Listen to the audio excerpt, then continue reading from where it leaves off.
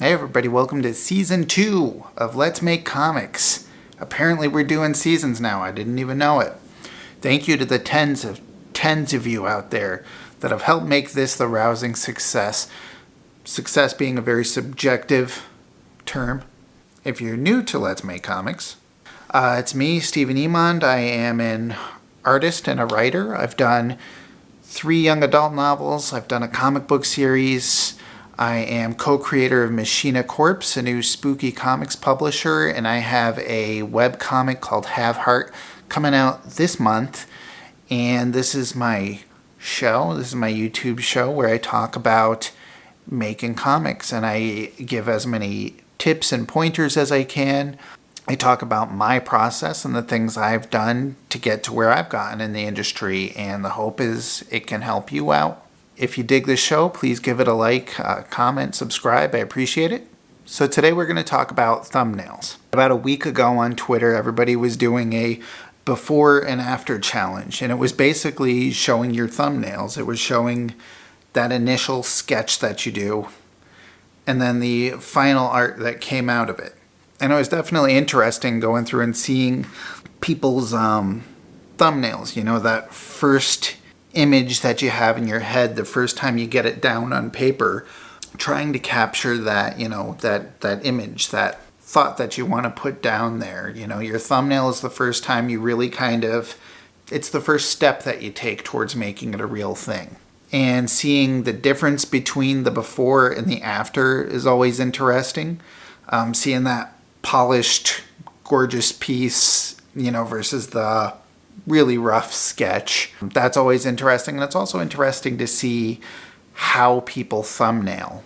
What is it exactly that they're trying to capture in that thumbnail? Is it really just about where I'm going to place things? Is it about the weight of, you know, spotting your blacks, as they're called, you know, where the heavy spots, and does it balance out? Is it about capturing the energy and the movement?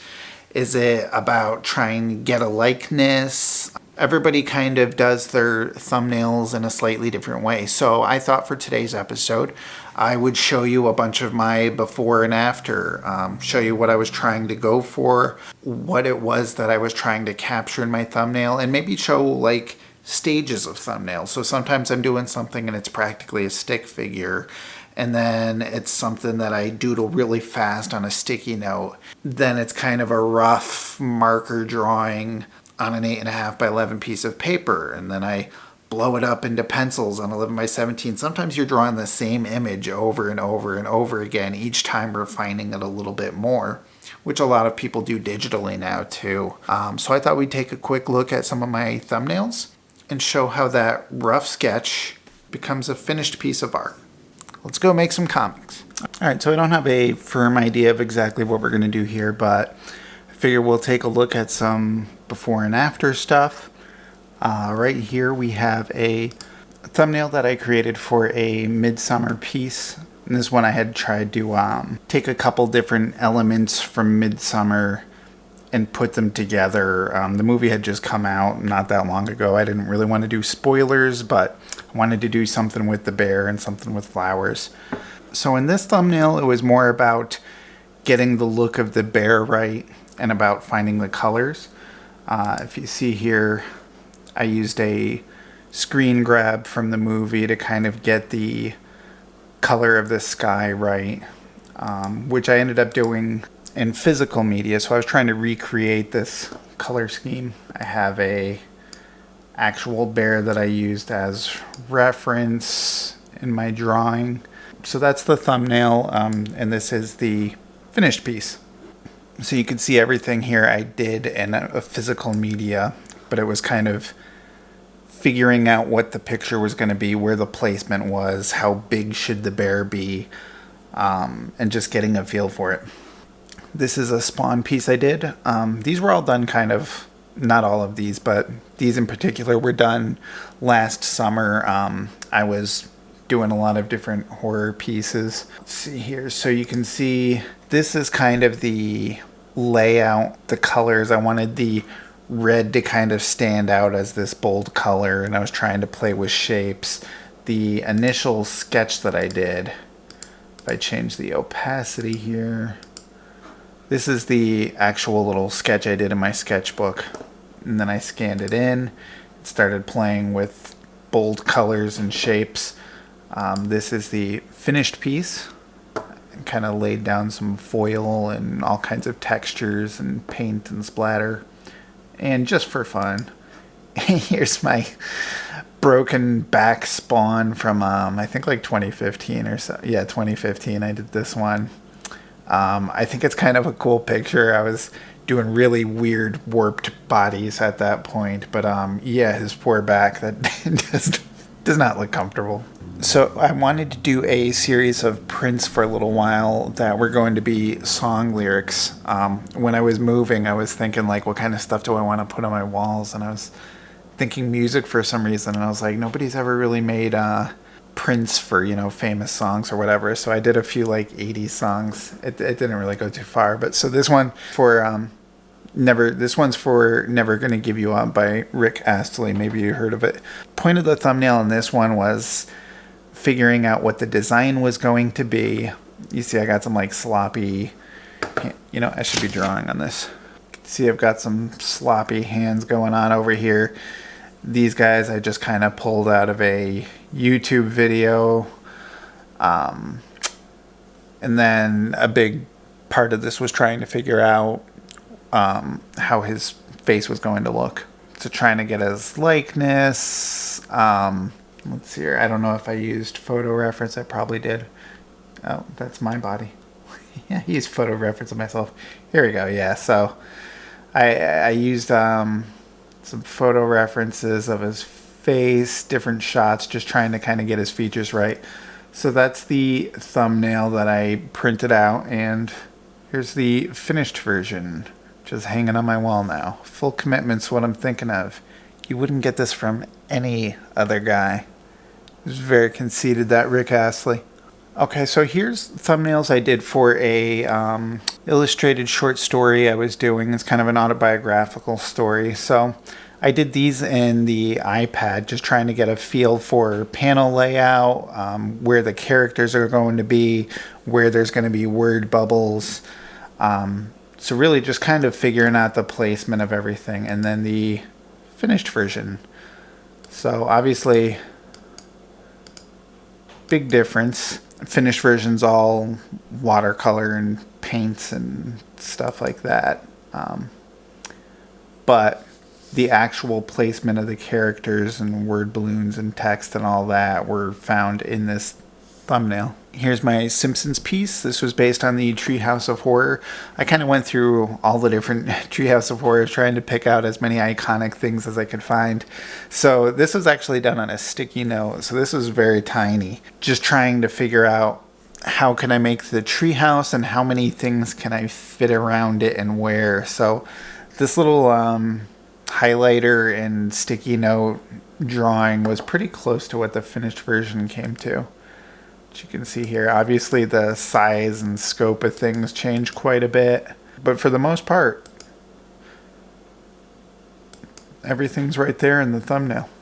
So this is a different kind of thumbnail. This was from the comic book that Chan and I kickstarted for Machina Corpse.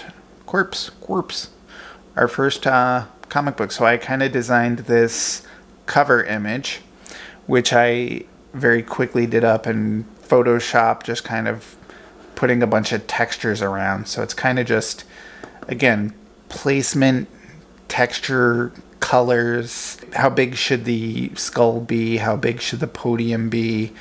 Where are we going to place the title and all that? So this is the thumbnail, and this is the finished version.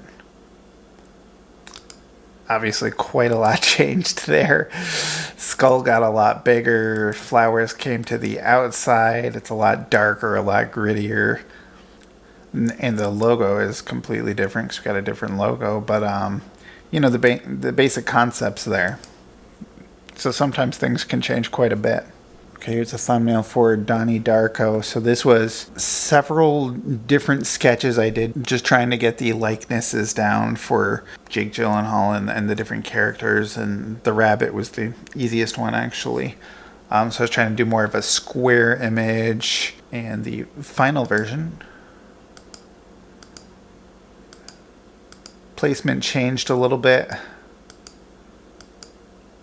Concept was there. Everything pretty much stayed the same. It's just, it's the same, but it's different. It's the thumbnail. It's very loose. It's very basic, but the idea of the 3 characters, the town in the background, that all stayed the same. Here's a thumbnail I did for the comic for Machina Corpse for First Offerings. I did a comic called 1983. This is the second page. It's kind of a composite of stuff that I sketched in my sketchbook. I kind of bring it all into Photoshop, lay down some gray tones to kind of show what I'm going to be focusing on. I can see that I cut out the girl here and moved her around a little bit. There's the different elements.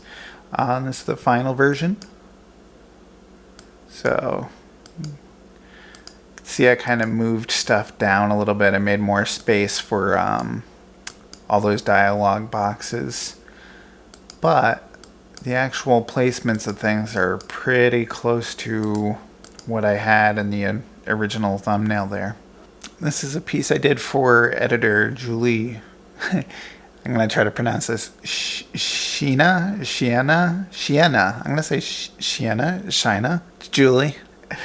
So the big part of this, this is a more thorough thumbnail for sure. This was trying to get all these different elements in for this piece that I wanted. These are all things that were in her office and around her house. All these little trinkets that are kind of who she is and the things that she's collected and worked on. I got a lot of hidden things here that are probably, so I got this little sketchy drawing here, which is supposed to be the Mysterious Benedict Society. There's the Harry Potter books up here. Beautiful creatures over here. So I kind of plop in these references. Even the moon is kind of a reference to a book that she worked on. So there's the thumbnail. And there's the final. So even with all the different references and things that I plop in there, it's still all hand drawn and hand painted. So this is from that same short graphic novel story comic book thing that I did.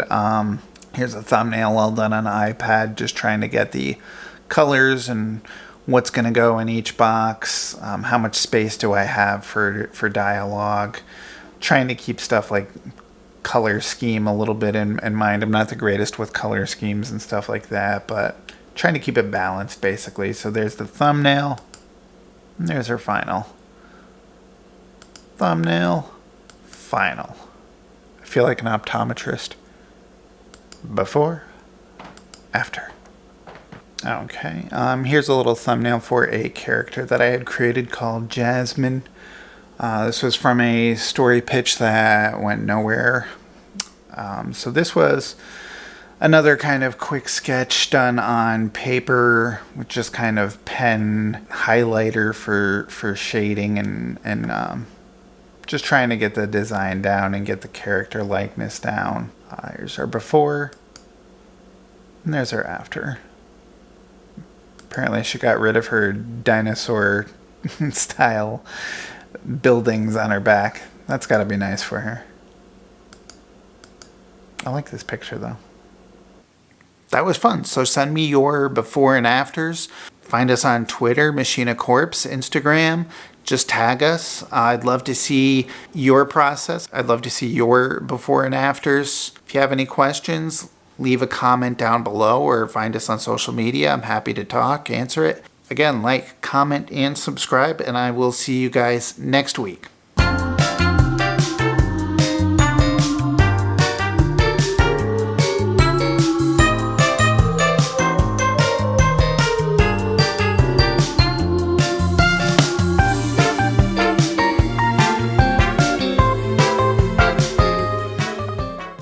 So the earliest version of Have Heart began right around when I started my young adult novel career. So back in like 2007, actually. It was one of the initial pitches that I sent to who would become my editor for Happy Face, my first book.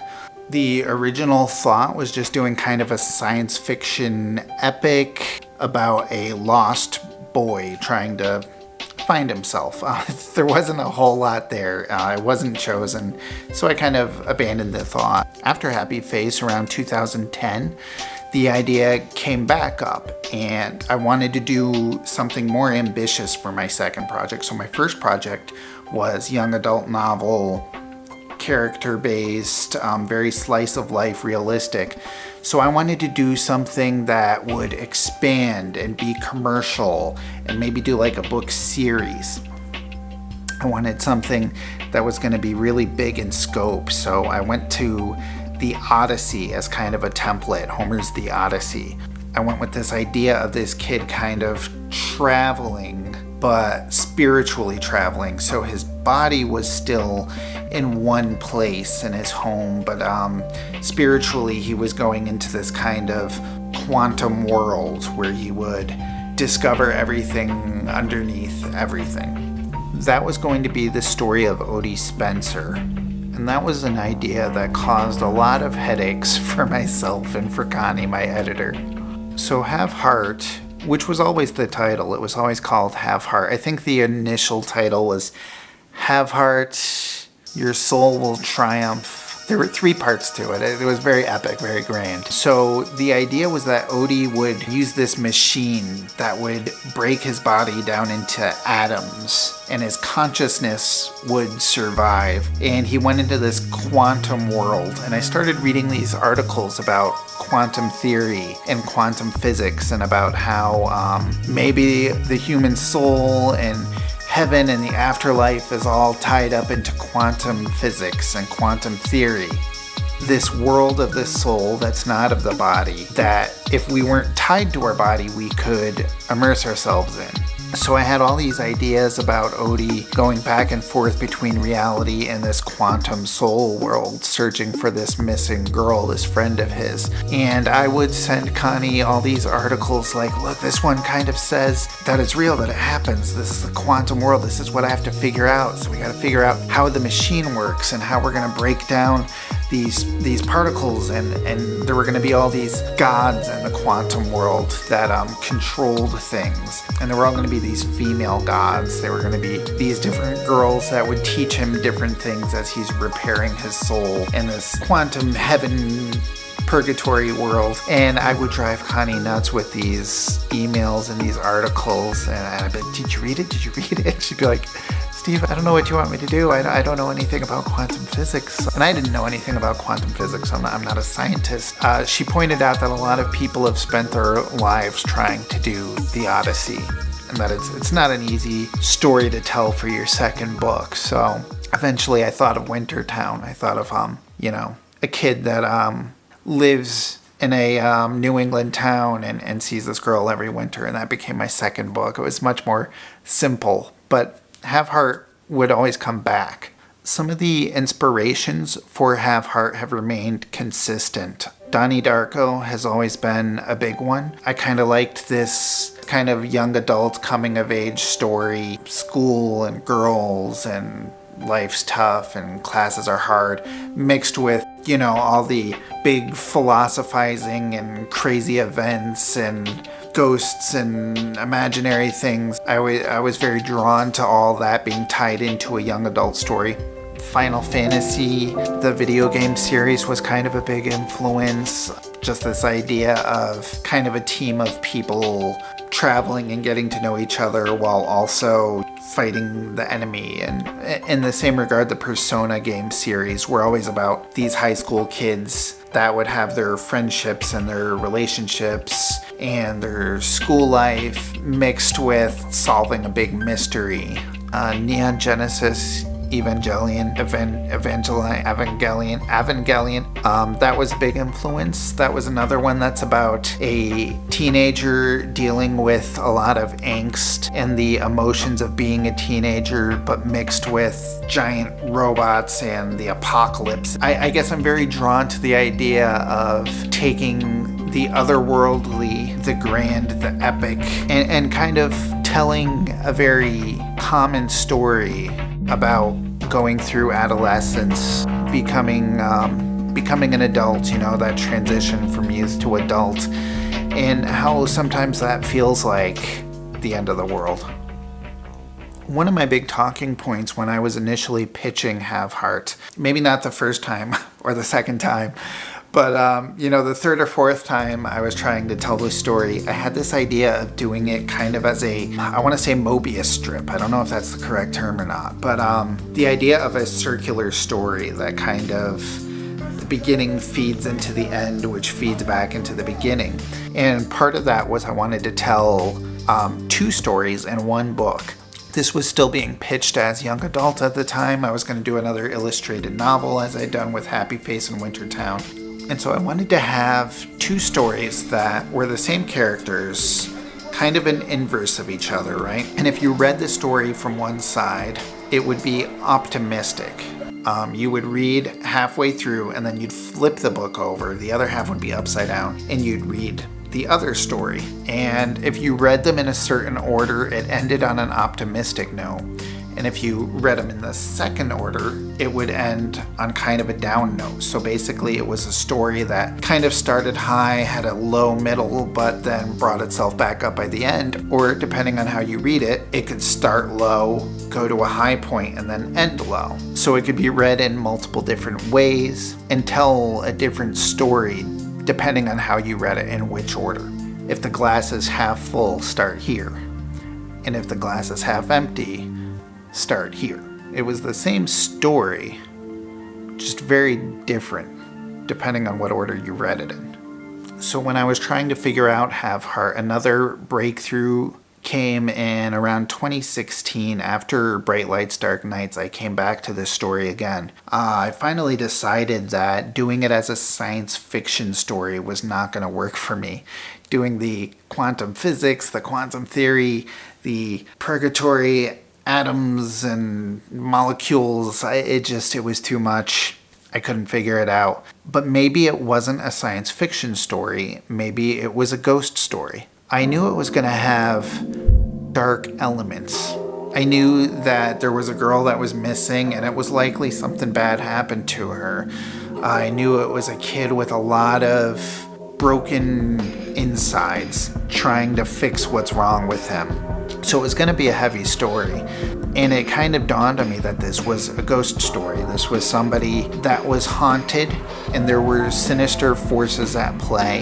And this was somebody that was haunted by literal ghosts and metaphorical ghosts. The question became, could it be a ghost story without being full-on horror? I was still trying to do young adult novels. I was still writing towards a teenage audience. Even though my instincts were to go dark with this, I was trying to keep it light enough that it could still work as young adult. I spent 2016 working on this idea.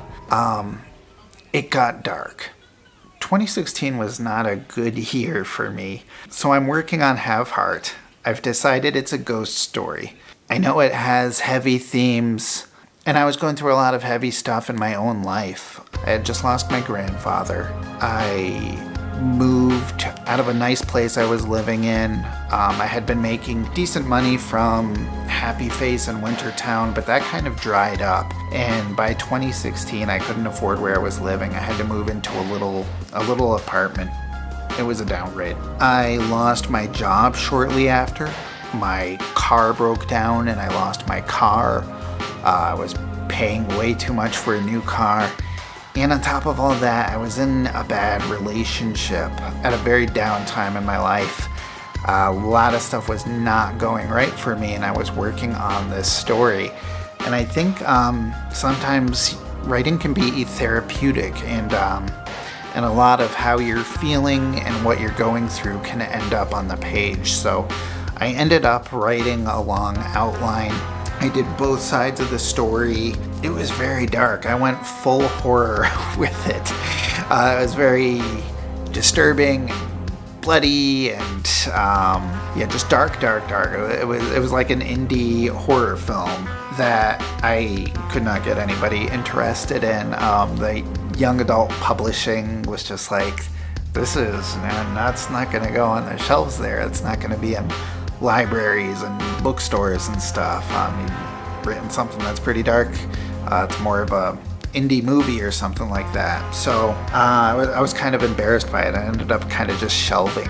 I ended up just kind of shelving what I had done. I was kind of ashamed, and I put it away once again. So Have Heart once again put into that shelf. Had to wait. It wasn't the time.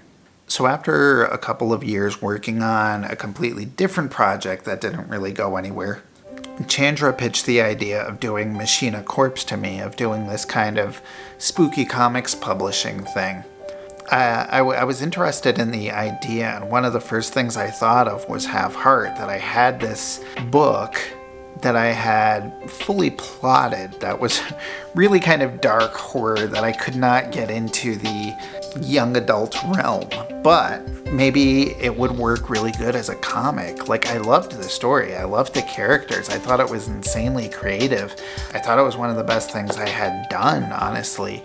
It just wasn't your typical young adult, high school slice of life thing. It was something really weird and out there and dark, but it would make a good movie, it would make a good comic book. So I thought this was a chance to dust it off and take another stab at it. So I started thinking of Have Heart, dusting it off from what it was, taking the parts I still really loved, and then figuring out how to put those together, maybe in a new way. I got rid of the dual Mobius strip book idea.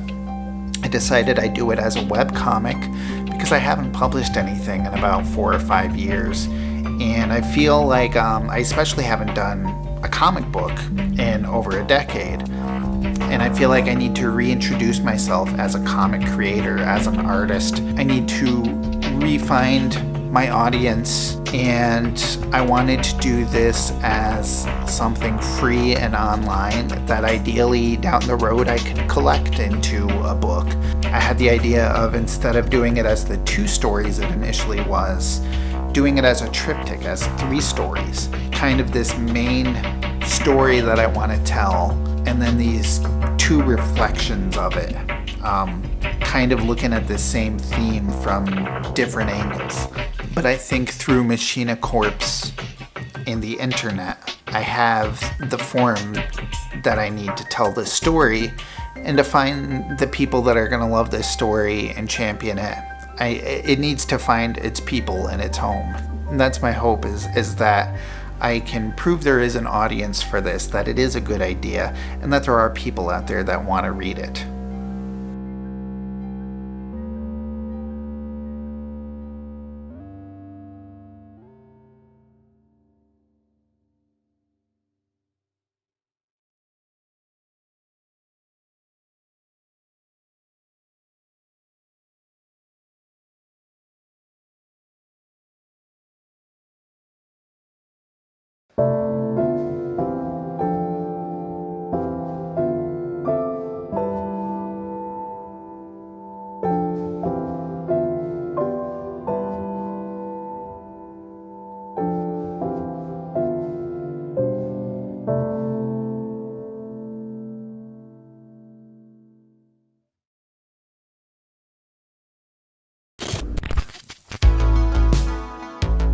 Grab a cup of coffee in your favorite mug, get out those art supplies, and tune out the demons for Let's Make Comics with Stephen Emond.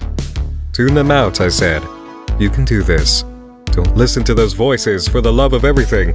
Just make comics.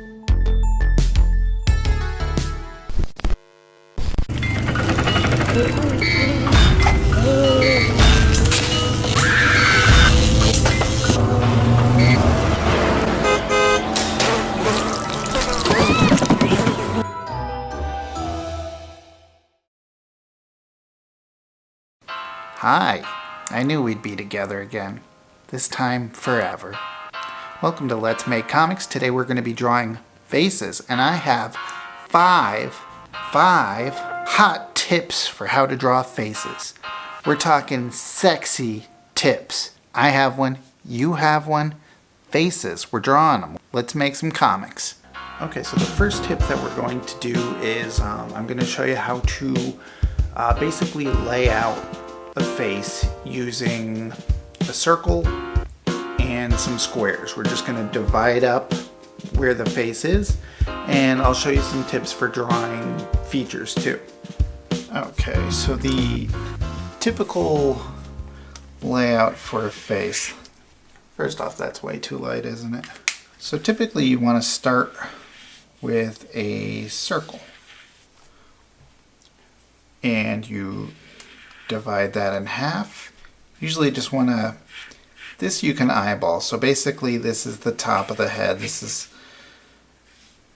is going to go down to the chin. Now you can exaggerate that. You can have a very long face. You could have a very short face. That's kind of up to you. That's depending on how you want your character to go. So in this case, we're going to go with this circle.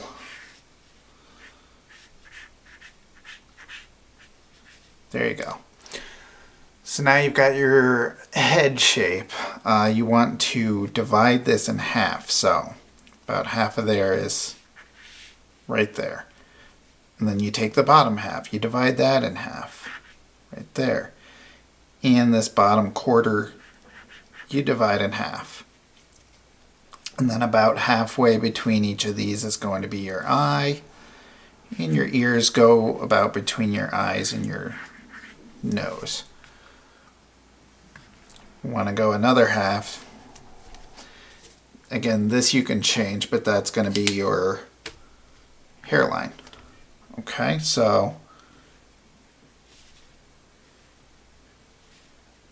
nose. I'm just going to make a little 3W there. There's your mouth. Some eyebrows over it. I'll make a little bit higher of a hairline.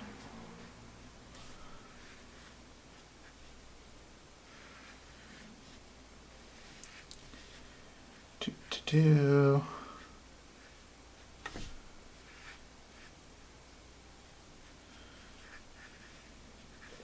you go. That's your face. Do another one just for the heck of it. So you got your circle. Line down the middle. We'll go longer this time. We'll go really long. This is way long. This is a very exaggerated face, but we're going to do the same thing. Halfway, halfway, halfway.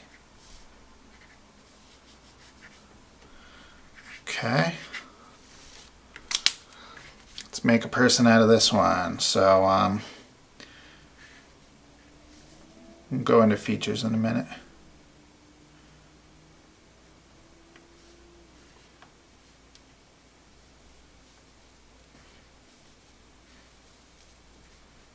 Give this person spiky hair, or a little buzz cut, I guess.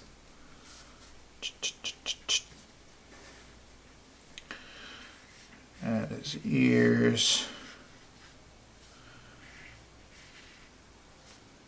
Give him little dimples. Why not?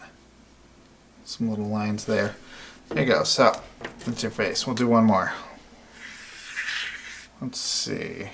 This one will do barely any line just to switch it up. Half, half, half. Do, do, do. Okay.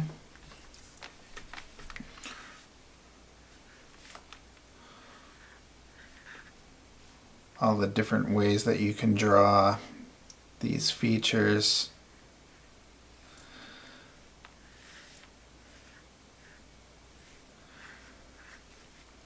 Just going very simple ears.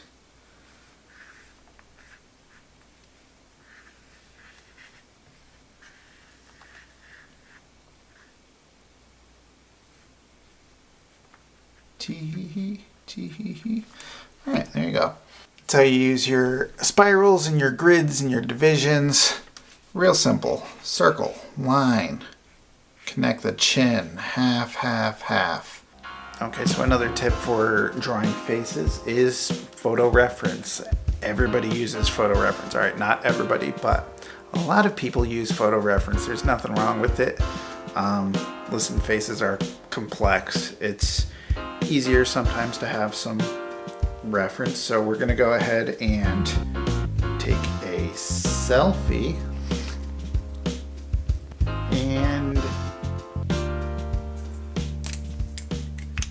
So we got my photo reference here. So we're just going to kind of, this one a little different. We're just going to kind of block out what we see here. Here's my ear. Wish I could get it to stop doing that, but I don't know how. Got my nose kind of right over here in the middle. What a schnoz, everybody. Oh, he's so not happy. Let's see here. I got some facial hair. Looking like a total badass. Draw all of this patchy beardness. Got an eye over here. Kind of looking at the you stay.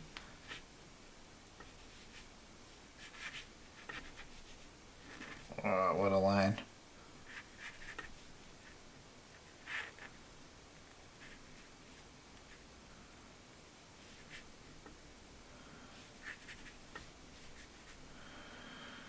Alright, draw those big glasses. Alright, so there we have photo reference. What a stud. Now, let's try doing photo reference with our circle method. So, I'm going to do my face over here, kind of at a bit of an angle.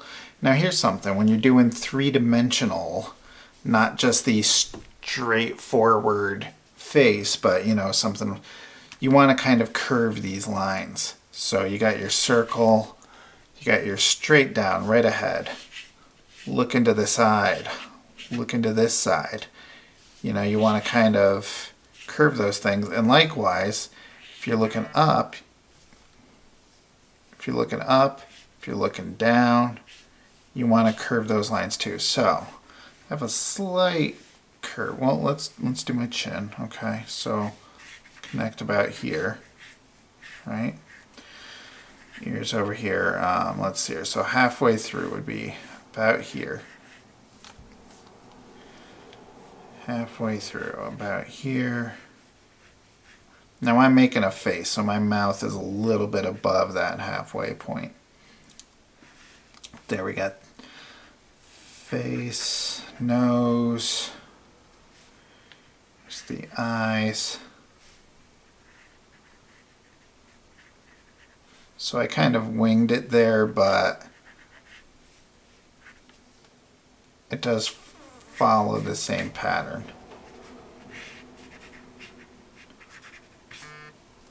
Bob, will you please? So another tip is simplification. There's a whole part in Scott McCloud's Understanding Comics about the iconic face.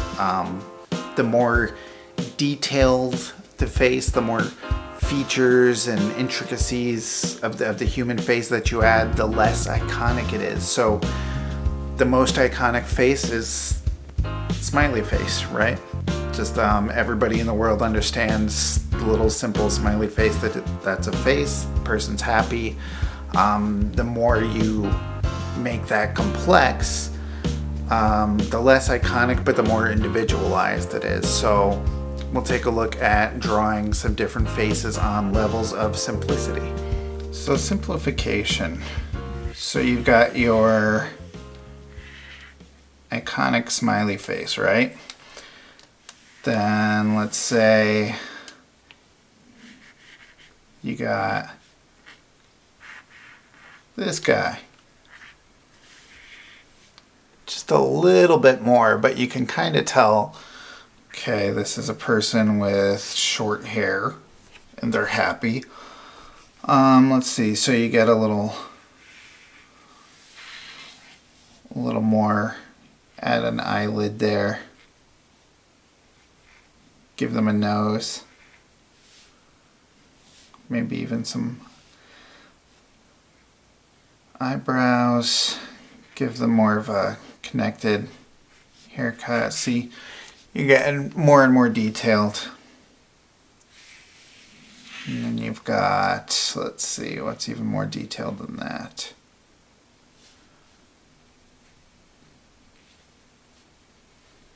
Kind of getting a more three-dimensional face. Maybe get a little line under there. Get a line inside the ear. More detailed hair.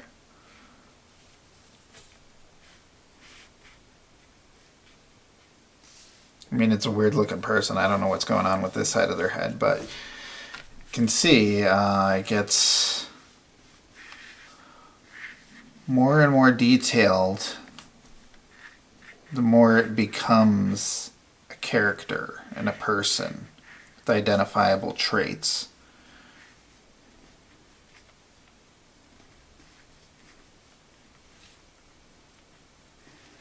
Start to see how old this person is and what their character is like. Are they friendly? Are they happy? What are they feeling? All these details come out more and more as you add details. I could give this guy some little squinty lines.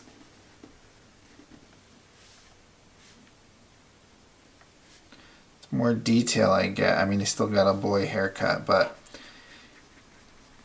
the more detail you add to him, the more he becomes a specific person and less of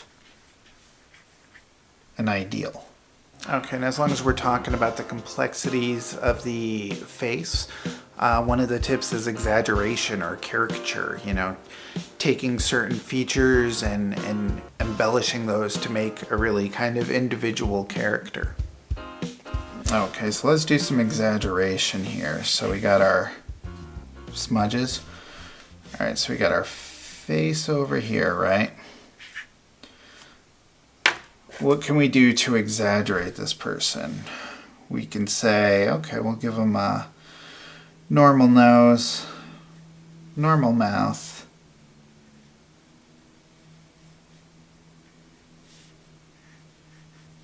normal eyes. Let's say he's got giant ears. Or let's say he doesn't have a whole lot of forehead. He's got a big chin. I mean, it's weird, and I'm just making that up, but it's a way to give your character some character. You could always say, let's see here, here's the eyes. Obviously, a giant nose is kind of a hallmark of caricature.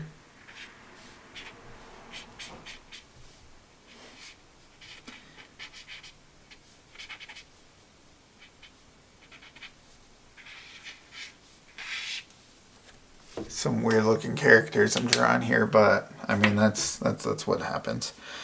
Let's see. So one of the things I've been doing in my webcomic is I'm really into eyes. I'm giving everybody big haunted eyes. So draw a little character there. And I go, okay, here's the nose. There's a mouth. And then I'm giving them these big exaggerated eyes. Everybody looks like they haven't slept in days. And that's just kind of what I'm doing to kind of make this stand out and be a little different. It's just part of my visual style, the wispy hair there. So I've been really into just making these big, round, bulbous eyes, haunted, kind of baggy. Really going all out on the detail with these eyes, right? But then kind of leaving their other features a little more generic. So the eyes are really what pops out in this art. Let's do one more. What's a good feature to exaggerate? We did ears, we did eyes. Let's see here. So let's see here. Let's say we're drawing a lady. We'll do a little button nose and give her big lips. Why not? And we'll give her some large eyes too, and some eyeliner. Red cheeks. That's a way to exaggerate that.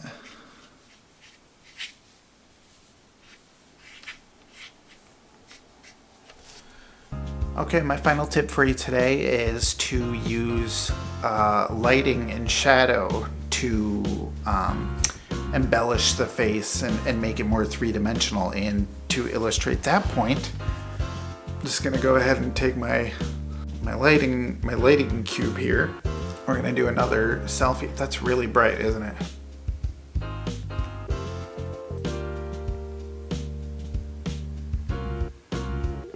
All right, and let's make ourselves a three-dimensional spooky lighting. Three-dimensional face. Okay, so here's some exaggerated lighting. So we'll do, kind of feel out this face over here. Mr. Nostrils. Okay, so let's just kind of get my, will you please, let's just get my features down. What a cheek.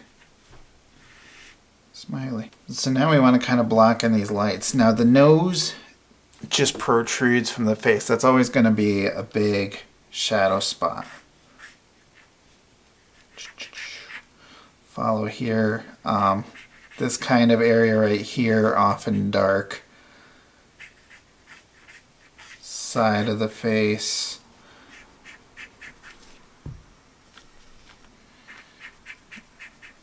Over here. But you can see I'm not really adding detail to the face. I'm just adding lighting, and it's really kind of making it more of a comic book drawing, right? It's making it more three-dimensional. Making it really pop off the page a lot more. Go something over here. Got lines because I'm so expressive and old.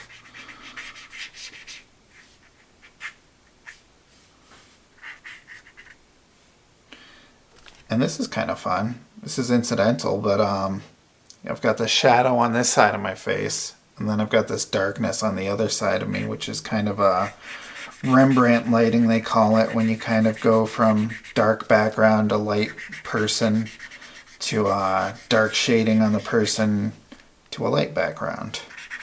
So got some incidental Rembrandt lighting there. Just put my glasses on. That way I can see. And give myself some pupils. Okay, and I thought we'd take a minute just to show some ways to draw different facial features. So we'll start with the eye. Kind of do the top part of the eye first, right? This is where the little tear duct is. Less arc on the bottom half. Give a pupil. We've got the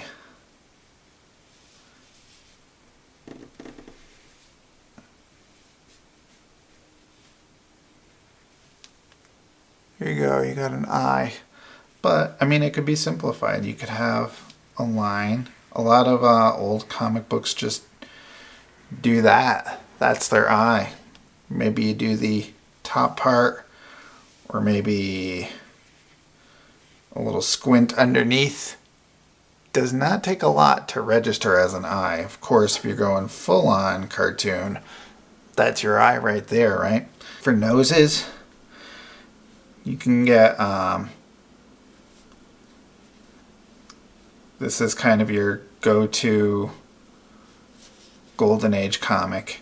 You got your protruding nose there, maybe a nostril. That's about it. Sometimes I'll get cartoony and I'll do this, or even angular. That could be a nose. You could do these lines pop up a lot, kind of showing some definition, but sometimes I'll start with the arc. And there you go. Sometimes you got the cheek brushing up against the nose.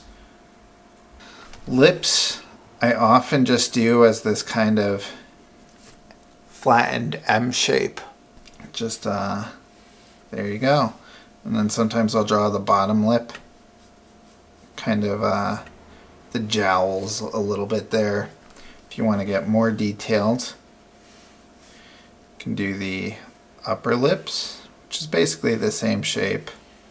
Bottom lip is a bit more.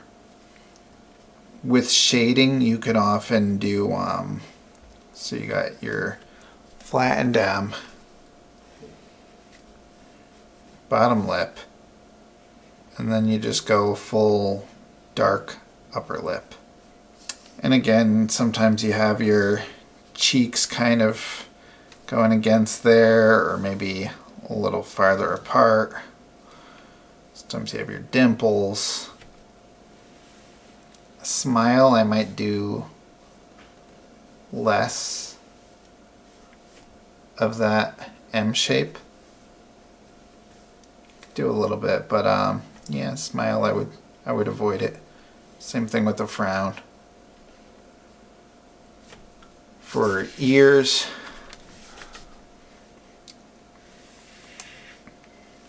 you basically want to have, so here's your circumference. You got your outer part there. Let's see here, how does an ear work, huh? It's a complicated shape for sure. There is, let's see here, I believe you got your inner thing there. I don't know what you call that. That's your inner thing. You got your outer thing here. There's kind of a dark inside there. That's about it. Kind of think of it as this this shape right here. This kind of this is the inside. Here's the outside. It takes a little while to get used to drawing them. Sometimes you can very quickly just kind of hint at what's going on there. It all registers as an ear. And eyebrows. Eyebrows could just be a line. Sometimes you kind of feather into it. Sometimes people have thick eyebrows. Sometimes they go more towards the outside. Sometimes they fade out. That's where you add your variety. Well, we did it. Eyes, nose, ears, mouth. We've covered it all. If you enjoy, like, comment, and subscribe. Ring the bell. I'll see you guys next week. Stay spooky. Make comics. Hope you enjoyed our show. Send in 12 coupons and get some nifty X-ray specs. Better yet, like, comment, and subscribe to show that you really care.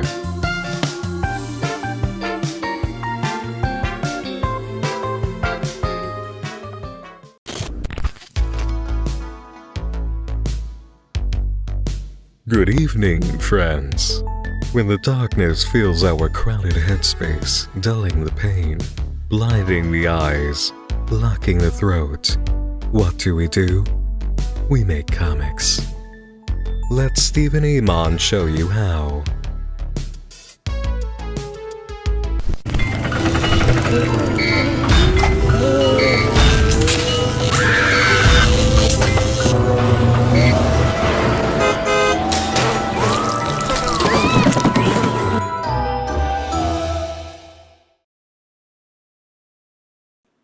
Hi, Chan. Hi, Steve. Welcome back to Let's Make Comics. Yay! Yeah, It's us. it's us. Both of us. Social distance, Chan. That's right. Staying In safe. in Brooklyn, Brooklyn. the safest place ever. Staying safe in New York City, the epicenter of the virus. Can't get any better than this. Yes. Eh?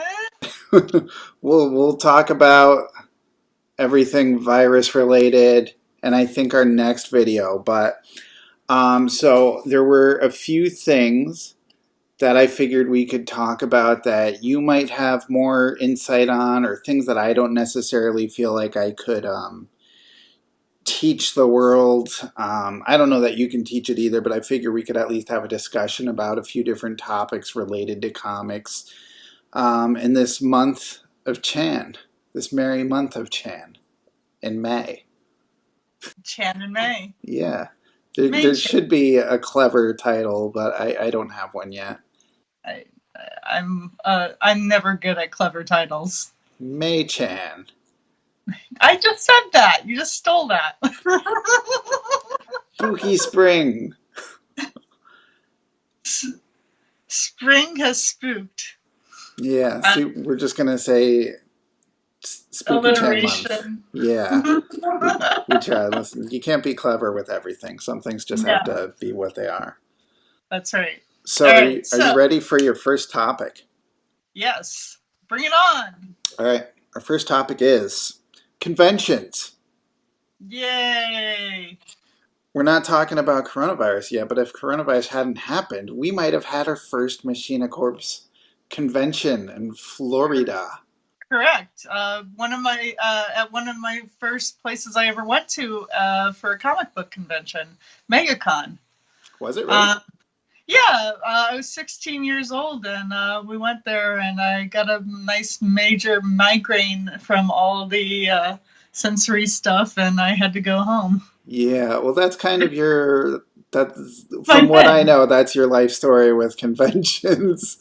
You go to these things every year, and you have some sort of mental breakdown because it's just so much. Yeah, I mean, it's a lot. I mean, from all the visuals to all the people to all the activities you can be doing at any particular time, it can be a lot. Yeah. I've only been to a few conventions like San Diego, New York Comic Con, Mocha Fest, but I know I'm always kind of itching for, like, at some point I want to go back to my hotel and just like nap for a bit and desensitize and then go back into it. Right. Well, I have to say, like, when I'm actually tabling is easier time for me because I can kind of separate myself from all of the activity and I can just kind of be in my own world and focus on that, which is, from sales to talking to people to anything of that sort. It's easier that way rather than being a person on the floor and trying to talk to publishers, trying to get like books published or get more jobs or whatever. It's always nice to just have home base. It's like people are coming to you, and it's generally a good thing. You want people to come to you because you can make money and you can make new fans and stuff. So, like, every time it happens, it's like actually a good thing that you want to happen, and it's focused on your world and your work. It's not just external stimuli. Right. And I know some people, I mean, I still have some anxiety about having people come over. That's why I always like to be working on a commission or something like that. I'm not trying to avoid anybody, but I'm trying to keep an even keel because, I mean, like, I deal with a host of emotional difficulties in my life.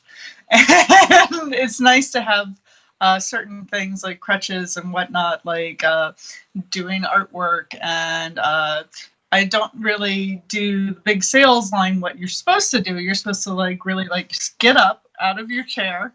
I promise you, this is if you want to do this right, this is how you do it. you get up out of your chair and Hey you say, you! "Hello, how you doing?" Hey! Don't look Hey, away from me. I know you saw me. Get over here. hey, why are you walking away? You No, you touched the don't do comic. that. You gotta buy it now.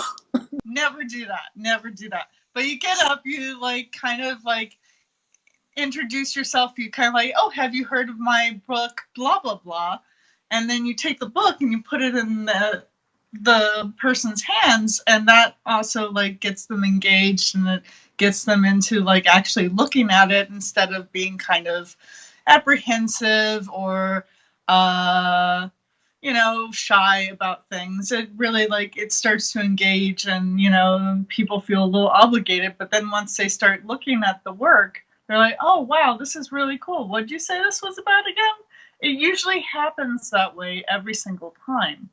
I mean, those are the ways that you're supposed to do it. Me, I'm just like, if you have any questions, let me know. Yeah, I mean, you don't want to be too passive, but I do like the idea of if you're sitting there drawing, working on a commission, sometimes people come over just to watch you draw. Like, you can get a crowd of people just watching you draw, and you get in The these little conversations. That's happened to me. I've had Well, success if with that's it. happened to you, I'm usually like behind a lot of stuff, so it's harder to see what I'm working on.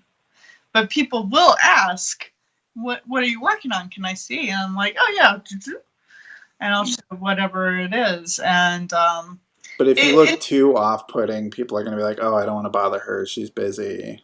right, it's really hard. And also, if you're the one thing you're not supposed to do at your table, I mean, there's a lot of one things you're not supposed to do at your table, but like you're not supposed to eat at your table. But my God, when are you Uh, supposed to be a human being? And like most of the people that come over like totally understand. They're like, I got you. Don't worry. Artists got to eat. I'm just gonna look. you And got it's to go like, all right. full Cookie Monster. Yeah, so I mean, like, it's a hard balance of being a human and dealing with anxieties and trying to be a salesperson. And also, like, sometimes it can be really hard when you're like smashed with a bunch of people and you're only by yourself. Or if you're lucky, I have a whole host of friends that come sit behind the table with me and help me pack up prints in bags and boards and like dealing with money exchanges and stuff like that. And then also I'm having conversations, and that's always really hard to manage all of these things all at once. It can be a real um, struggle. But I mean, the more you do it, you get better at it, but it never really gets easy. I'll say that. Um, So I have a few questions here. I mean, we could probably just talk for an hour and never get to a single one of these questions and still be sure. talking Sorry. conventions. No, it's fine. But so we're kind of talking right now about tabling. Yes. So there's like multiple things you could be doing at a convention. You could just go as a fan, but we're kind of focusing more on as a professional or an aspiring professional. Correct. So there's tabling, in which case you're generally selling what? Books, pens, prints. Um, if you're so lucky to have other merchandise like t-shirts and whatnot. But my focus is books, prints, and pens. Since I've started putting art on my wall, like I would love to just go to a con right now and just look for great artists and see what kind of fan art and prints they're selling. Like that's something I never really was interested in before, but now that'd be like the thing that I want to do there. So look Right. for artists selling just art, and I would love to do that now. Is to like make, I've been doing all that fan art the past year. I would love to just sit at a table and actually sell some prints and stuff like that. It'd be really cool. Right. And I mean, people are always looking for that for their collection, for their walls and whatnot. They're trying to identify themselves with a piece of artwork and something they'll collect or complete a collection of. Say, somebody had a Venture Brothers wall. I'm part of that wall.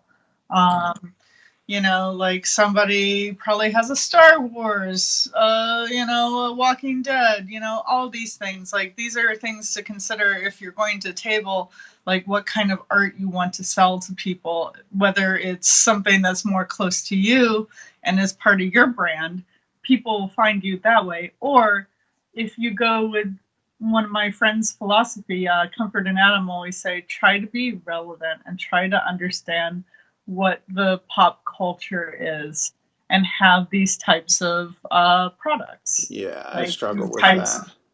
I struggle with it too, because if I'm not present in my pieces, it comes off as a natural thing, Yeah. and people can see through that.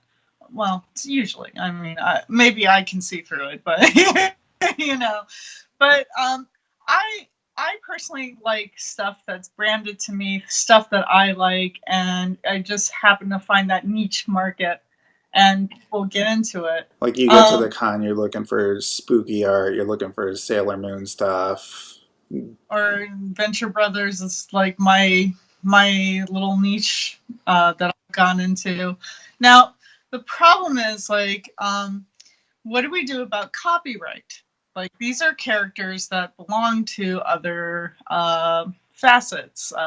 Your Disney, and oh, did I mention Disney? Yeah, well, Because I think they own everything now, right? pretty much, Fox. yeah. It all trickles up. Yeah. So I mean, Eventually, like, it's like, yeah, 1 degree of Disney. right. Eventually, you hit that Disney ownership. Right. So I mean, like, if you got Marvel, it's Disney.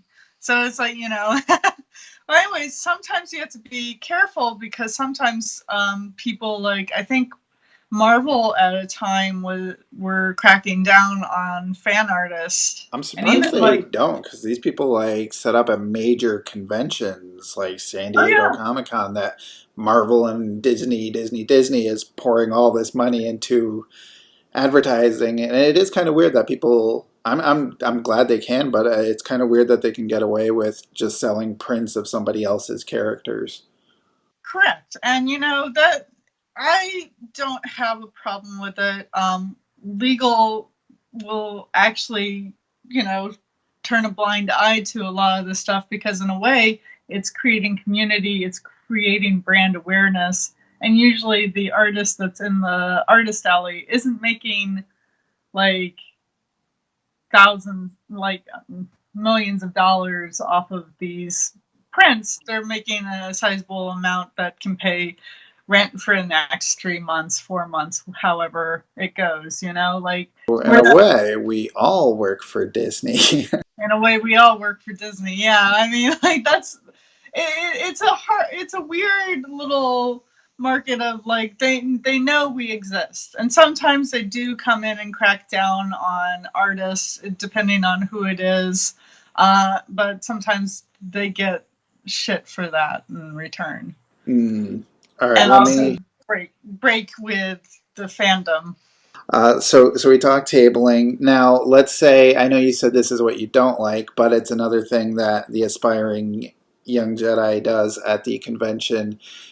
Approaching editors, going to other professional comics people. Will you look at my art? All that stuff. I mean, you've had to do it, right? Yeah, so I don't mind it so much. It's the crowds at conventions that I mind the most.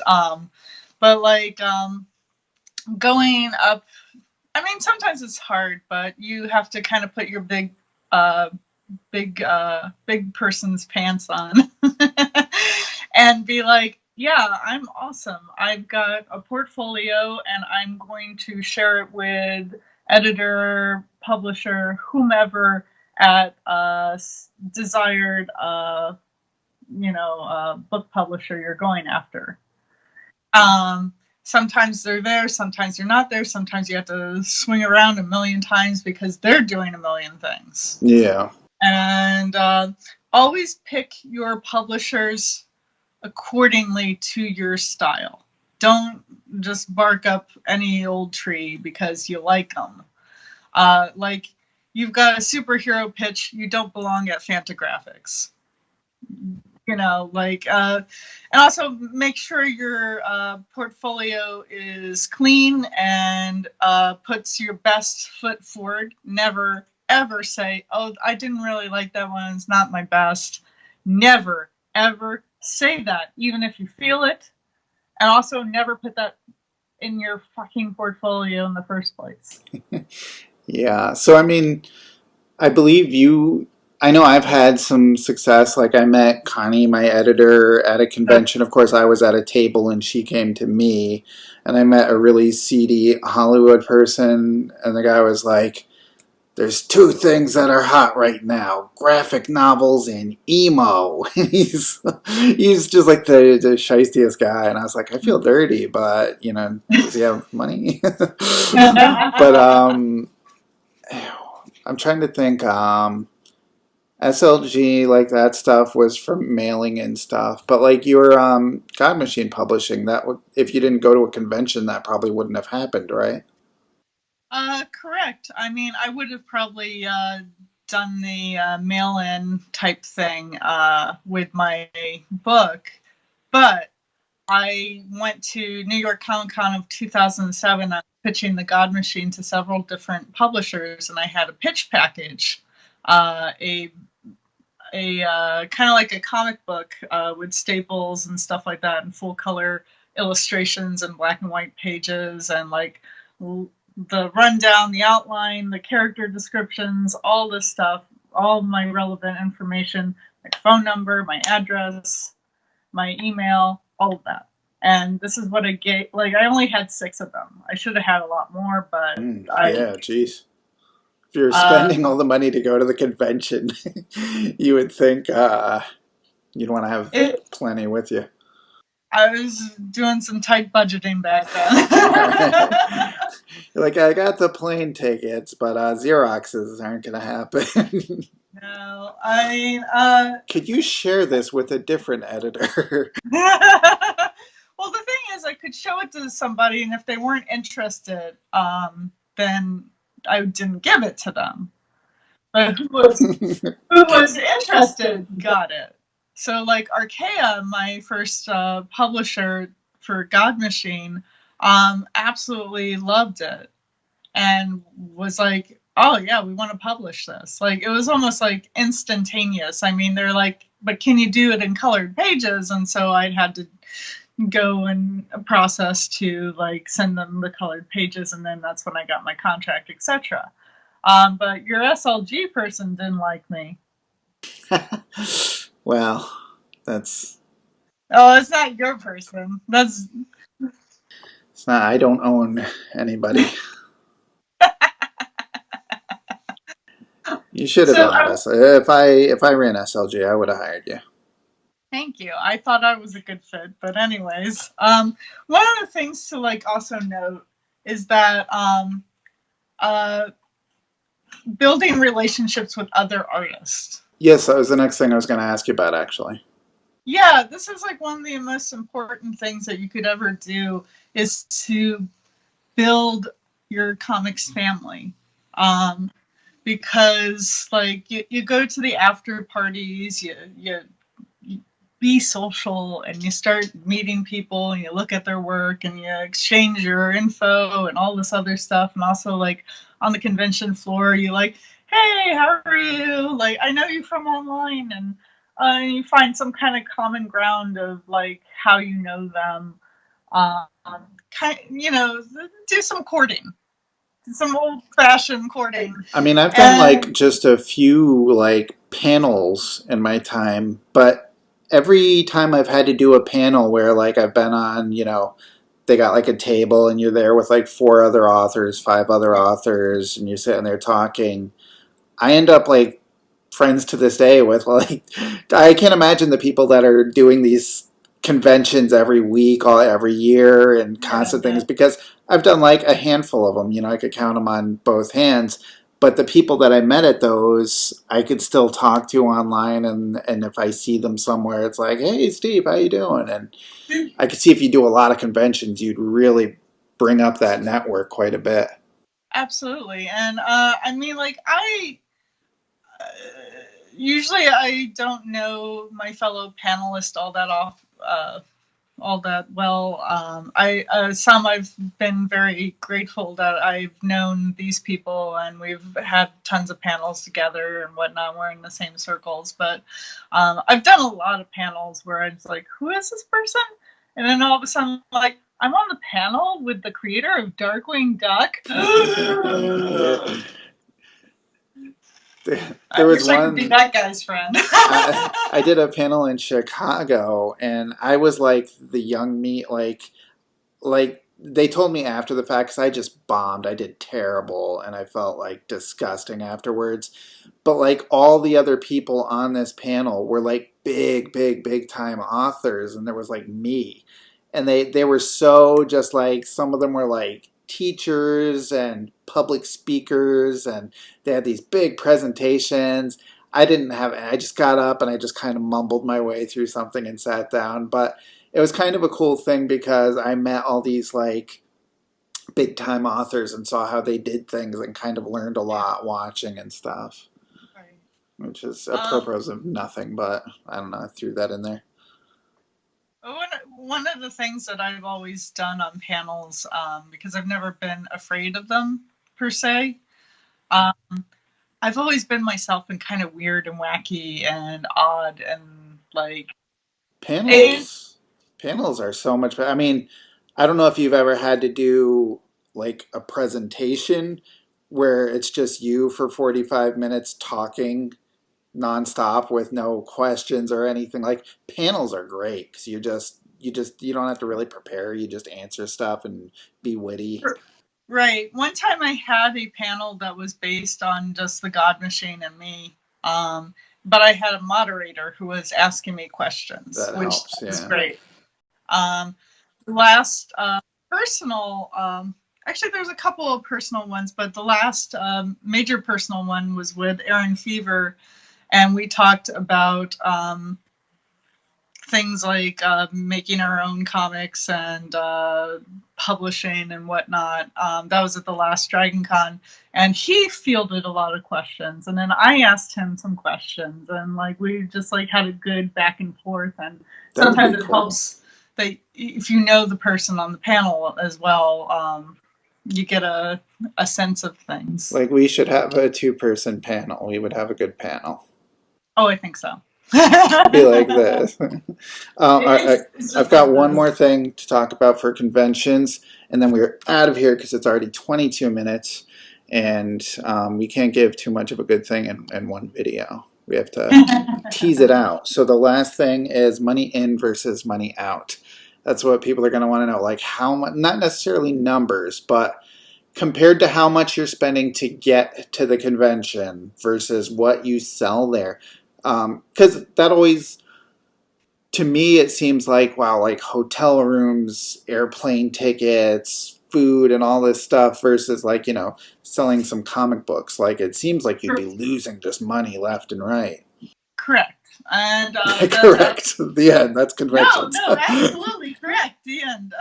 No, you are correct. There, sometimes you don't know what the convention is going to be like. You don't know the fandom. You don't know if you've got a market there, and you could totally blow about I don't know $1,000 to get there and do all the things and make like $400 the entire weekend. Like it can be really discouraging. But I mean, like everything about cost and whatnot, you have to be really like cautious about a lot of these things. Like tickets can be like plane tickets can be 200, 300. Convention tables 150 to $500.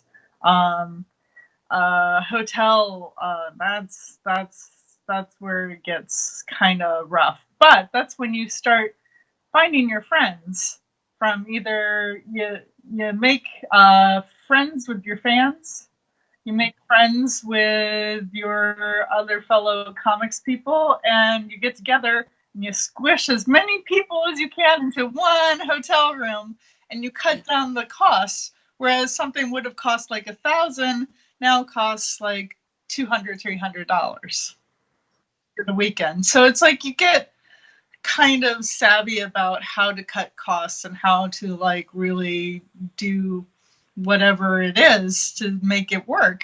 But you do have to consider things like how are you going to get from the airport to the hotel? How you're transporting yourself? Are you taking um, a taxi or a Lyft or whatever? Answer is yes. because if you don't have time to rent a car unless you're driving. Now, my friends Comfort and Adam, I'll refer to them a lot. They usually drive to most conventions, and they don't have to worry about suitcase costs and 50 pounds per suitcase. They can just pack it all in, and they don't have to worry about much of anything, from standees to whatever. But when you're traveling, you have to consider how you're going to transport all your things. Can you do it within the limit of 50 pounds a suitcase? And does your airline allow you a free suitcase? Does it allow you to have a free overhead? And if you're That bringing overhead comics is- and prints and Right. Well, I mean, like that overhead is where you're going to put your most weighted objects, which are the books. That's how you're going to get around some of the things. And also another way of getting around that is you have the books sent directly to your hotel for you to pick up. oh, that's Now, smart. That's probably yeah, expensive too, though. I mean, like that costs too. Like you have to like what and then you don't know if the books are going to get damaged. You don't know what the situation is. Like, will they actually be delivered on time? Like these are all the real questions you have to consider when you're doing these conventions. And then like, what are your goals? Are you actually trying to make money? Are you trying to make fans? Or are you trying to get your work in front of somebody, try to get yourself a job? Right. And when you're trying to get yourself a job, I mean, that's a losing sum anyways. But that way you don't have to worry about so many suitcases. You don't have to worry about too much investing in like supplies, because prints cost money, pins cost money, everything costs money. But all you have to do is be like dressed really well. One of my things is dress to impress. Like they can't forget you. Don't like just be a personality, because otherwise you will blend in with every person who's wearing like flannel and jeans. Yeah, well, that works out better for some of us than others. But listen, Chen, it's almost a half hour here. All this convention talk has given me anxiety. I need a rest. So let's break here, and we'll get back together, and we'll talk about coronavirus. No more anxiety. Yay. Thank you very much, Chen. This is great. Yeah. Say hi to your fans. Hi, fans. There you go, Chen. Yay. If you like our comic, get a pull box and your local comic shop will make sure you never miss an issue. All you have to do is hit that subscribe button. We swear. Till next time, friends.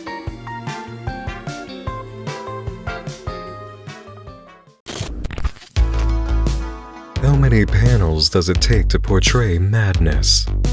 How many pages to display the depravity of mankind? How many issues to show true heartbreak? How many volumes does it take to convey the pitch blackness of eternal nights? Stephen Emon answers these questions and more on Let's Make Comics, up next.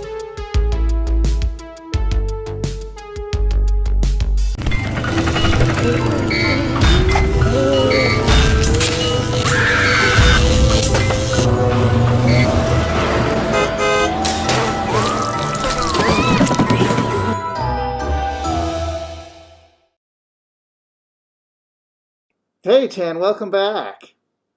Hello, Steve. Can you see my, do you get the glasses, Fog? Of course, Steve. I am no father. Get this. Enough, Bane. Yes. Whew. What times we live in. Indeed. What a segue.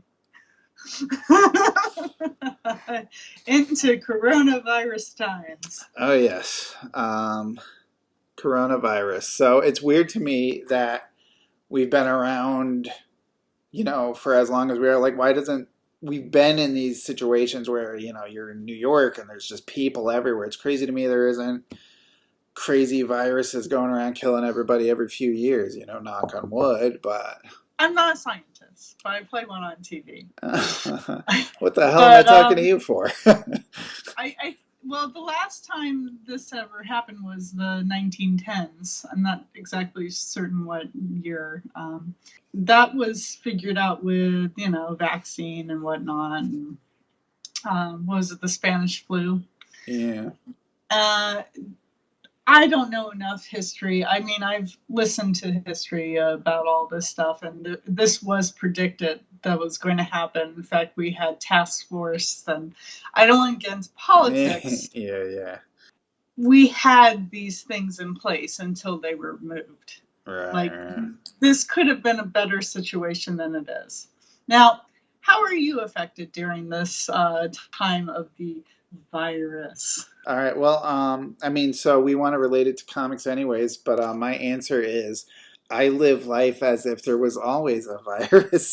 So I think like as artists, as comic book creators, like you ever see those memes where they're like the artist before the virus, the artist during the virus, the artist after the virus, and they're all just him sitting at the table like painting or whatever, and it's like kind of true. Like I think I was built for quarantine. Like for the most part, it hasn't affected me much. I'm getting a lot done. I'm like more creative and just like drawing and editing and doing videos and like all stuff I can do in my apartment anyways. So I mean like, I go get groceries.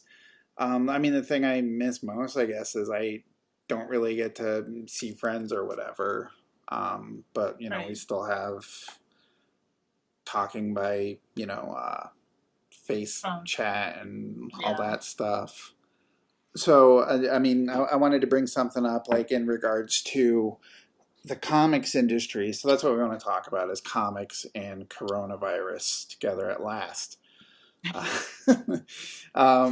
It's weird. Like one thing that I've thought about is it shows that publishing can't really do anything. Right now, publishing can't do much. Publishing is like shut down. They're trying. Stuff's Right. happening. Like DC is trying to push through, but Diamond stopped. They had to get new distributors. There have been a couple Now months let's now tell of no new releases. now people might not know what Diamond is. Yeah, so Diamond is like the major distributor, basically. Marvel, DC, all these other comic places, they make their comics, and Diamond is who gets them to comic stores. Right. So Diamond said, "All right, we're out. It's too crazy out there. We're waiting this one out." And DC is like, "Fine, we'll find somebody else to go get comics to the stores." But like one thing I've noticed is that so publishing right now can't do a whole lot, but as artists, we're still working. We still have ideas. I think people are starting to think like, okay, publishing and diamond and distribution and all that isn't necessarily getting things to fans, but like in theory, comic artists could just cut out the middleman and get work directly to fans. Yes. However, it's always really difficult when you're self-publishing, right? Mm-hmm. Because you have to look for printers and how are you going to get the product out to But somebody? maybe you don't do printing. Maybe you don't. I mean, maybe you do Gumroad, maybe you do drive-through comics, maybe you do like a bunch of other like DC was avenues. pushing digital, like, okay, we're just going to go digital. And then all the comic stores were afraid, like, oh, great, if all the publishers just go right to digital for the next 2 months, people are going to form habits with digital comics. They're not going to care about getting physical Right. anymore.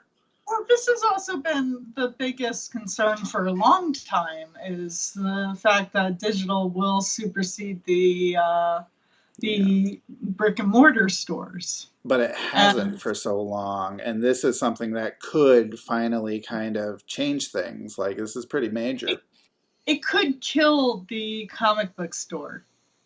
It could literally just kill it. I mean, there's so many places that, I don't know about you, but where I grew up in a little town called Guilford, Connecticut, um, comic book stores came and went. Like every Yeah, couple, a new comic store would pop up, and I'd be like, "Oh my God, this is great! Like a new comic store, I love it." And then like a year or two later, shut down, and then a new one would spring up, and I'd go there. There have been a couple that have been there for a long time, but yeah, it's a hard industry. It's hard to make a living. Like you have to constantly adapt and find new things to sell in addition to comics, and right, they right. struggle. It's not an easy job to do. No, and St. Mark's Comics, the dude there, I asked him, like, well, why are you closing? Is it money? What is it? He's like, after 25 years, I think he said 25 years, I'm just done. Oh, jeez. He's like, Yeah, I haven't had a vacation or a day off. I work 7 days a week. yeah. I I'm like, mean, wow. comic shop owners are, a lot. They're It's a passion project. It's something, nobody does it to get rich. They do it because it's a dream. right. They because they love the medium. They love comics and they love everything geeky and nerdy and having a place where it's community and whatnot. Yeah, That's what yeah. the comic book store was. And I mean, like, it's also, if you want to look at me as a female, like, that was always being gatekept by a lot of men who didn't want women in. However, I've been to other comic book stores that have been very loving and very like, hey, can I help you? What do you need?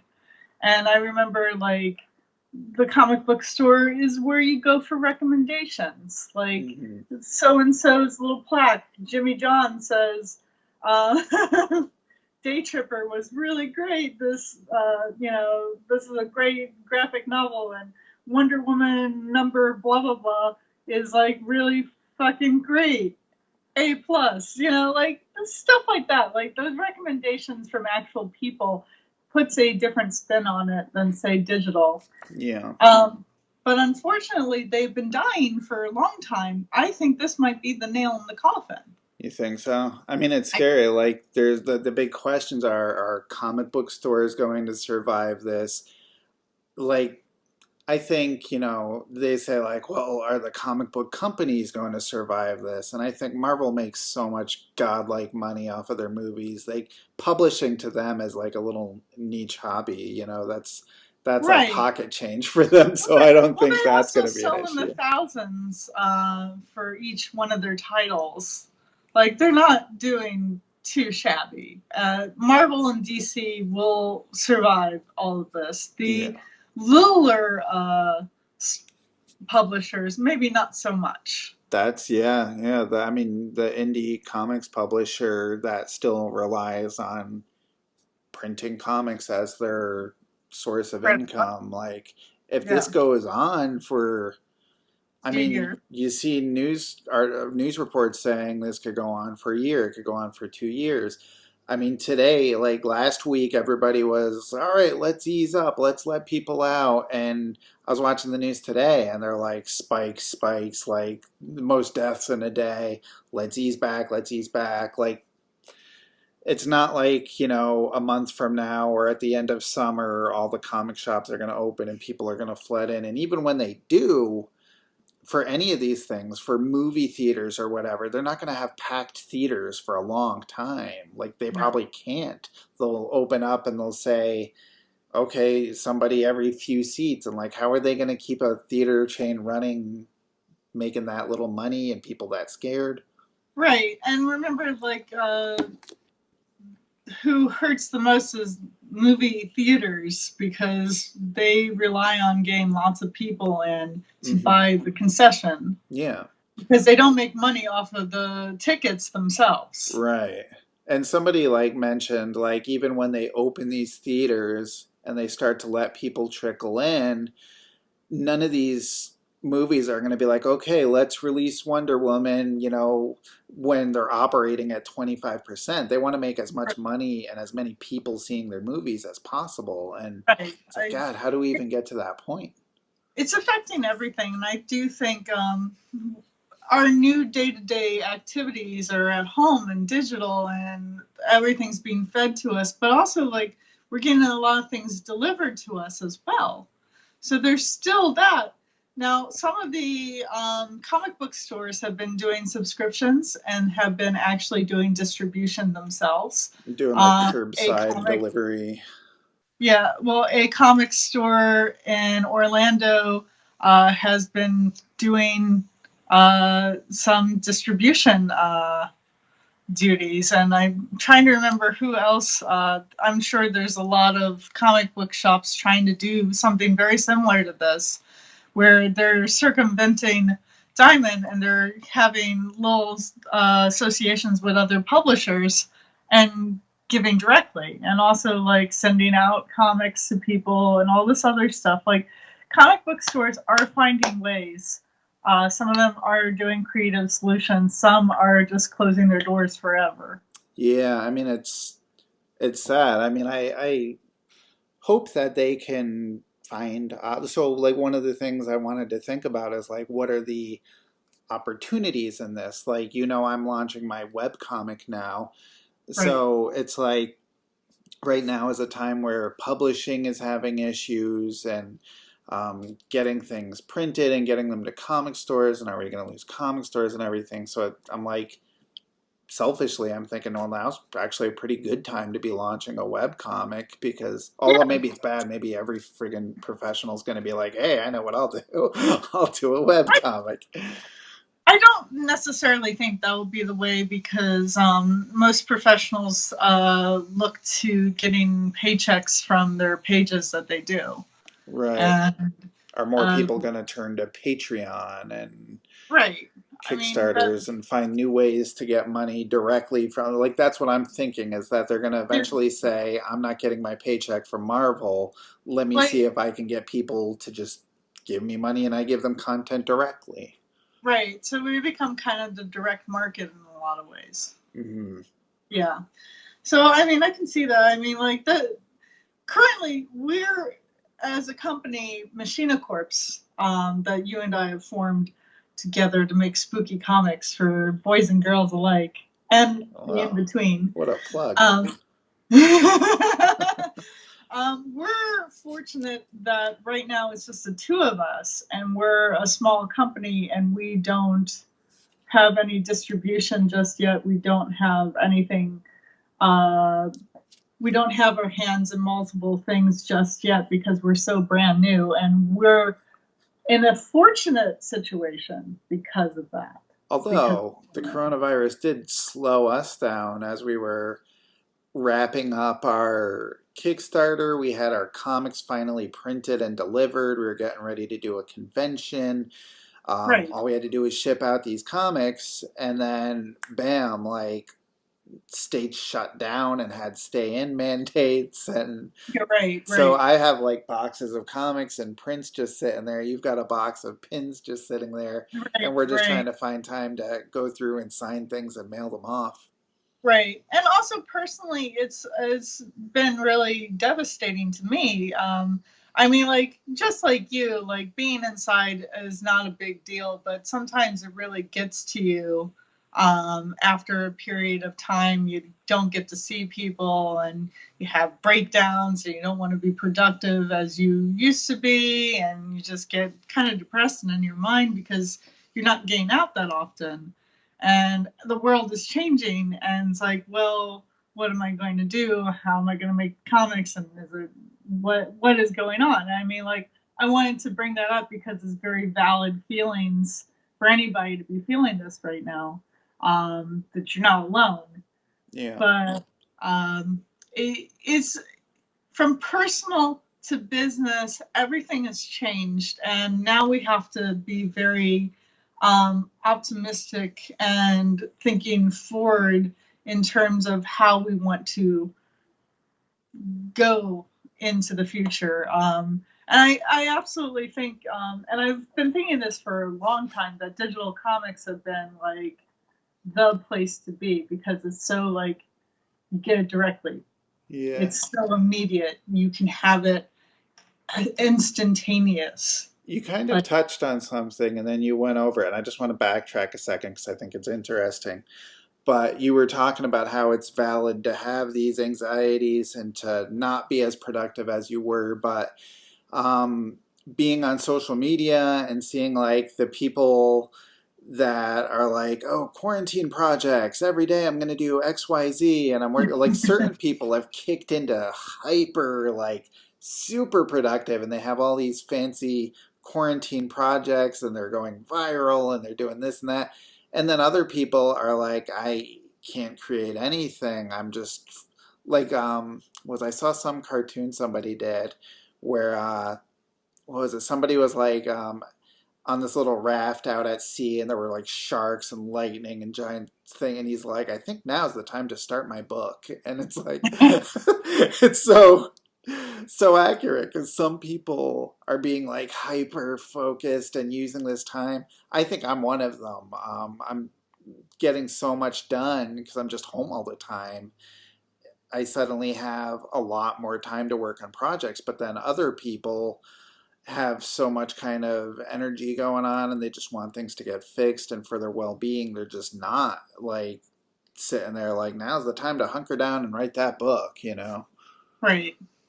which Yeah, are both valid, but it's tough sometimes when you're, I would imagine if you were struggling to create and you go on Twitter and you see people just every day with like new art and new viral challenges. And I see a mix. I must follow depressed Twitter or something like that. hashtag depressed Twitter.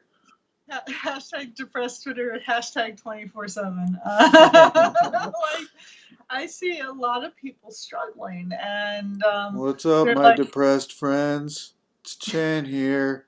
Another miserable day. Hey, hey, Chan. hey. But I've seen people who are literally like, I could not get out of bed. I couldn't stop crying this morning. Tweets like that, like, I can't stop screaming in my head. And like, there's real problems going on. Like, people aren't dealing with this well. And I don't think they're the extroverts that like can't stand being inside. I think there's just legitimate Yeah. problems. Like, Well, and like just the constant news cycle, just bad news every day. right, People have absolutely. loved ones that are compromised and they're fearful for. Right. You got our, we won't get political. Just, all right, we'll go next. But there's stuff on the TV that just drives you crazy to hear constantly. I mean, I don't mind getting political, but I want to just keep it Keep it comics. comics. But I mean, like, politics always infect everything because that's just how it is. Because politics is the science of people. On that note. All right, Chan, wrap it up for us. Final thoughts on the coronavirus and comics, and go. I think we can grow from this. I think that there's a real chance to do different ways of thinking with getting our books out and getting our comics out and our ideas. Yes, Patreon, Gumroad, Drive Through, comics, and Comixology and whatnot. Like, these are good avenues, and also like figuring out how to help our fellow comic book stores, and like they're getting really clever, and I think that's the way to go. Like, Yeah. getting past the middleman, which was Diamond.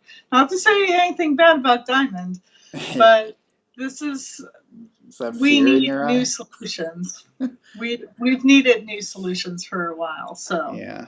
Well, humans are nothing if not adaptable, amazingly adaptable, and I think being clever is going to happen a lot. People are going to do things they didn't expect to do, but they're going to just figure this is the new normal, and they're going to figure out how to rise up from that. And I think that's kind of what happens. Now, as an in thought, when we get out of all of this virus stuff, we're going to have a new world, we're not returning back to what we once were at. No, So and that's, I don't think anybody knows exactly what it's going to look like yet, or yeah. when we're going to get there. So that's almost exciting because we can shape and form a new future. My imagination goes to dinosaurs. I imagine dinosaurs return somehow. There was, okay, real quick. There was an article about Why do you have a response to that? 5 years ago. 5 years ago that said in 5 years we'll be able to clone a dinosaur. Well, you heard it here first on Let's Make Comics. Everybody follow Spooky Chan on Depressed Twitter, and we'll be back. We'll be back to talk social media. What a segue! That was a segue. That was a segue. That was a segue. And now I'm going to show an image of a Segway that you can ride on, and that'll be a different kind of Segway. Till next week. Excelsior, friends. Like, comment, and subscribe for the no prize. You'll be doing us a great service. And yourself.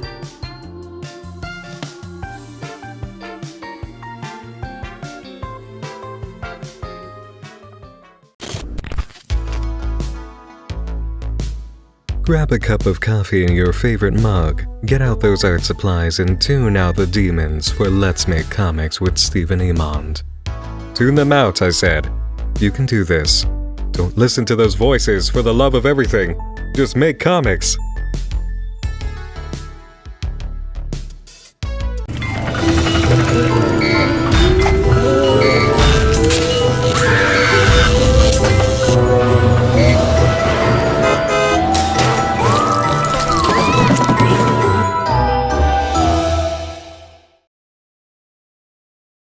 Hey everybody, I am at Steve Emond, or at Stephen Emond Art if you're on Instagram. Awesome. I am at Spooky Chan almost anywhere on the internet. Yeah, you lucked out. I was stupid to give myself a different name. Like, it should just be Steve Emond across the board.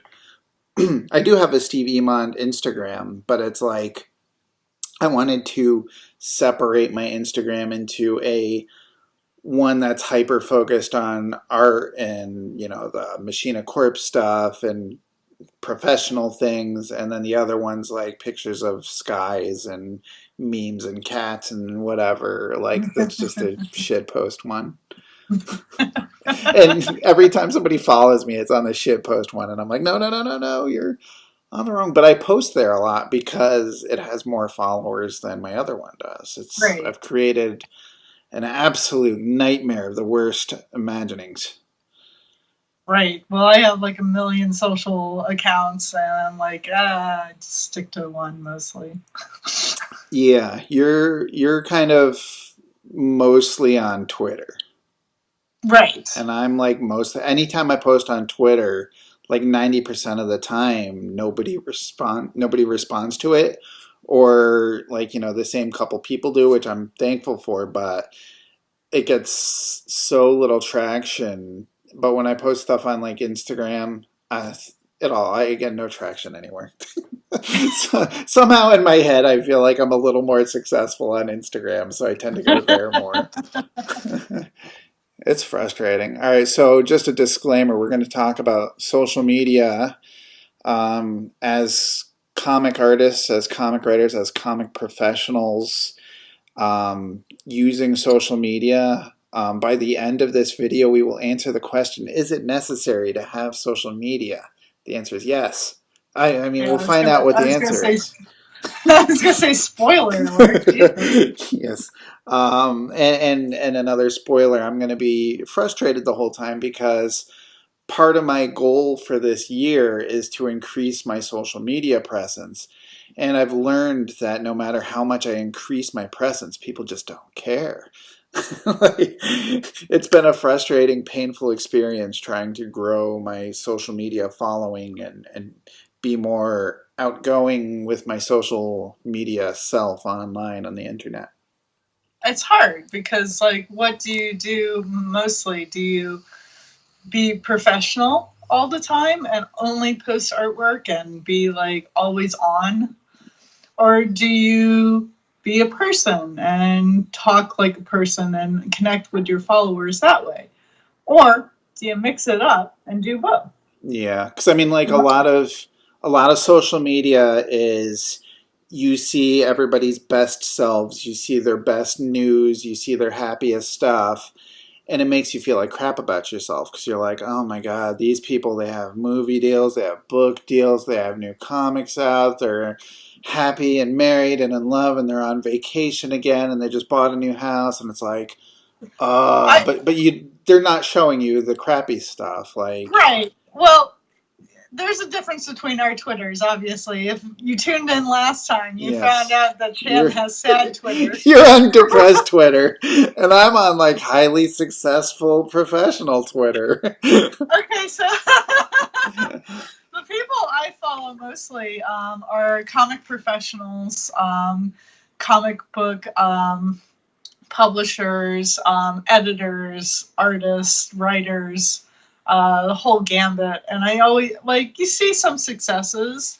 You see Gail Simone trolling everybody and their She's brother, which is always fun. she's great. Yeah. Oh God, is she Big great? big props to Gail Simone. She's always entertaining. That's like a Yeah, great way to use Twitter is to just entertain people and from her, I learned the British method of making tea is to put a glass of water, tea bag, Lipton specifically, and put it in the microwave. And beep, beep. That's the British method.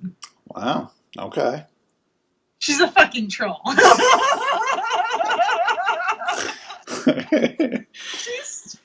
But that's the thing. Like, she's a writer, and she knows that she doesn't have artwork to show off all the time. So she shows off her wits and her Yeah. humor and makes it really entertaining. And sometimes she'll have a side of like a serious moment, but usually she's doing troll like things, but it's always tongue in cheek. Like So you mentioned she's a writer, so she's using Twitter as a writer. She's coming up with these clever things. She's Right. getting people worked up. So there's this line where, for the longest time, I've been trying to change my social media habits and I've been trying to use it more effectively. Whereas I used to just be like, I have a New Kids in the Block song in my head. I'm going to write some lyrics like, you got the right stuff or whatever. And then I'd be like, what the hell? Nobody likes it. Like, it's the freaking New Kids. What's wrong with you people? And like, do you use social media for shit posting and just being random, which is how my brain works? That's just the way I am. So I think I'm being personable and funny, but I'm really just saying random stuff. But so when she does funny things, she's thinking as a writer, she's writing. Like, in a way, people are constantly trying to churn out art. Like, I have to post every day, and this didn't get as many likes as that. Like, people are working for free, just putting stuff out on social media, trying to get people to engage with them. Like, it's approached as a job in a lot of ways. You don't make it look that way.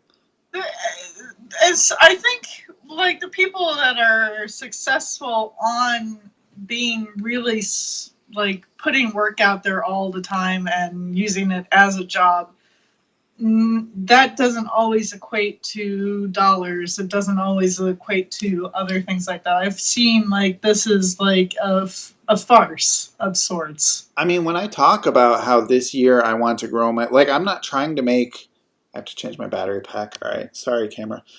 I'm not trying to make money this year. Like, my sole goal is to engage people, entertain Right. people, and hopefully build up more of a fan base than I currently have.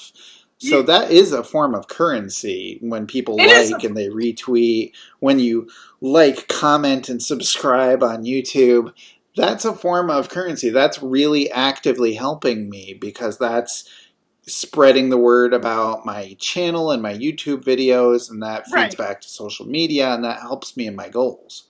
Absolutely. But I mean, I think some people work themselves to the bone for no apparent reason without actually applying themselves. It's some people, it's a sickness. Like, some people they get very addicted to it, and something goes viral and it takes off, and they just want to constantly recreate that, and they think they're failing if they don't. Like, some people are unhealthy with social media.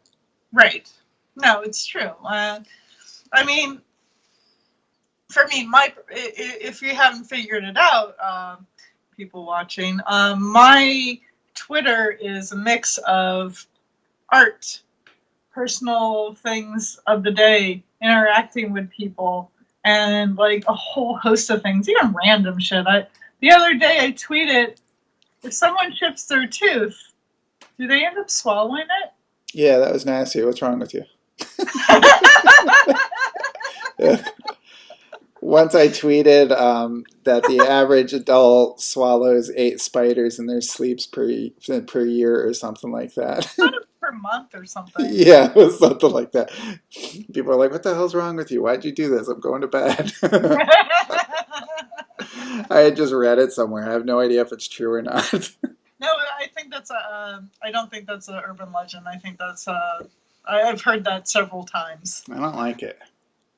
Well, unfortunately, you're going to get some protein in you no matter what. Oh, man, they're probably like spinning webs down there. Ugh. So social media, I think, is actually really relevant to people understanding who you are. The unfortunate thing is we cover ourselves and show the best parts, or sometimes we let it all hang out. And it's weird. There are people that like both things. Like, there are people that go, oh, wow, this person's really successful. Like, I follow you. I just want to see your art. Like, if I see lots of art, okay, I'm going to follow you.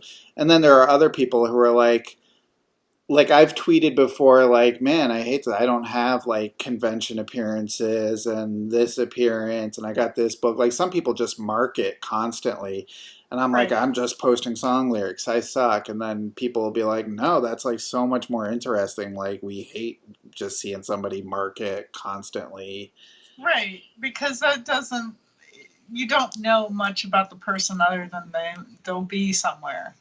And It's almost like, when you post the song lyrics, we get to learn something about you. We get to know you a little bit more. I post about broken tooth. Do you swallow it? We get to learn that I'm a weird person, in a very mundane kind of way. Like, and it's weird. So, like, I've been reading a lot about Instagram and Twitter and how to use it. And so they'll say stuff like on Twitter, like, people are going to follow you because they like your art. So post art. If you start posting other stuff, they're going to unfollow because they're not interested in the other stuff. And, like, so we look at your Twitter, it's not by any stretch of the imagination just comic stuff. You're talking about drag queens a lot. You're talking about Venture Brothers a lot. I mean, you have all these different fan interests. What'd you say? I was going to say interest. I was trying really hard to avoid the word nerddom. Oh, no! But you have lots of fan interests, and those are things that you engage with other people. So a lot of times you're using Twitter not as the professional trying to curate your fans, but as a fan of things, kind of geeking out with other fans. Right. I also post politics and stuff like that. What I try to do is I try to keep things pretty low key when it comes to politics and anything kind of doom or anything like that, because I figure most people are already seeing all these articles and are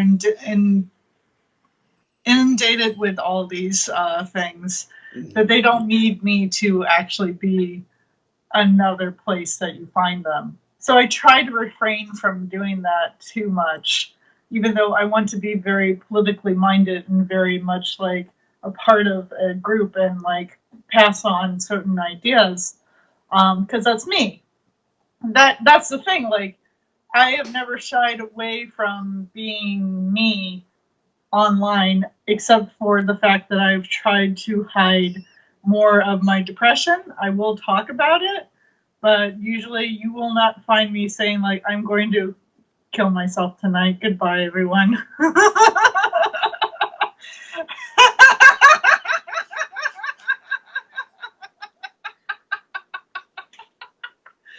Oof, depressed Twitter. I have seen Hashtag people, depressed Twitter. I have seen people who are like, I'm at the end, Ugh. and like, oh my god, hi, how are you? And I mean, like, I know it's a cry for attention sometimes, and I want to always be there. And but I see people on Instagram.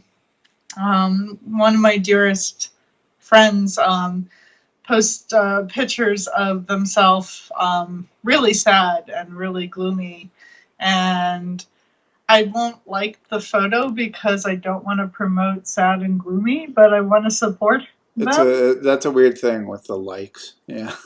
Yeah, it's like Like. I don't want to like that. I want to see, like, I'm fine with like moods and like emoting and whatnot, and like having a full range of thing, and no one should be on all the time and be happy and show me Yeah. a smile. But Because sometimes that does a disservice to people, especially people that are struggling. We've kind of segued away from comics Twitter into depressed Twitter. But let's see here. Other things I wanted to talk about. So for me, it's effort. I think for a lot of people, firing off a tweet, like I'll like text you or text one of my other friends or something whenever I think of something that I think is funny. Other people will go right to Twitter. Like sometimes I read Twitter and people will like pose questions or they'll say something and I'll think like, what inspired you to start talking randomly to the public about this? Like I will address this thing on Twitter and put this out into the world, where I just don't think that way. So like for me, um, if I want to do social media stuff, I almost have to approach it. Like it takes effort for me. Like I have to sit there with a sketchbook and think, what do I want to talk about? What things can I tweet about? Like I'm just not good at picking it up and just casually. I don't know why, because I can text that way. I can banter with you. I right. consider myself like an interesting and witty person, but it does not translate to Twitter. And whenever I do try to be funny on Twitter, it comes across like forced, and I don't know how to word it right, so it sounds like a tweet. Well, so one of the things, like, I have problems reaching out to people a lot of times, and uh, burdening people with like, "Hi, it's me." I mean, I've gotten better at it. Online on Twitter? No, let's just say in general in life. Okay. Like, I'm much better at it than I used to be. But like, never do phone calls. Don't text my friends all that often because it's like, what am I gonna say to them? Whatever. But it's like, I've got all these ideas and all these thoughts. I need to put them somewhere. And it's like, it's almost cathartic in a way to just like spill out the brain matter into some capacity, into like a container like Twitter, and then see who else identifies with that, and have a conversation with either a stranger or somebody that I've now become friends with because of Twitter. Like, we now meet on some kind of level, and I'm also reading other people's similar thinking on Twitter, and I relate to them and I talk to them, whatever. But because I have such a weird um, disconnect sometimes with people, like, I don't know how to talk to people. So Twitter is my way of talking to people in that way of, "Hi, I've got ideas. Someone please talk to me." It's so weird when you do that. Like for me, at least, I do that, and I think I've come up with a witty idea or something interesting, and I actually want people's feedback. And I'd say 9 times out of 10, it's crickets. Like, so I have maybe 600 followers.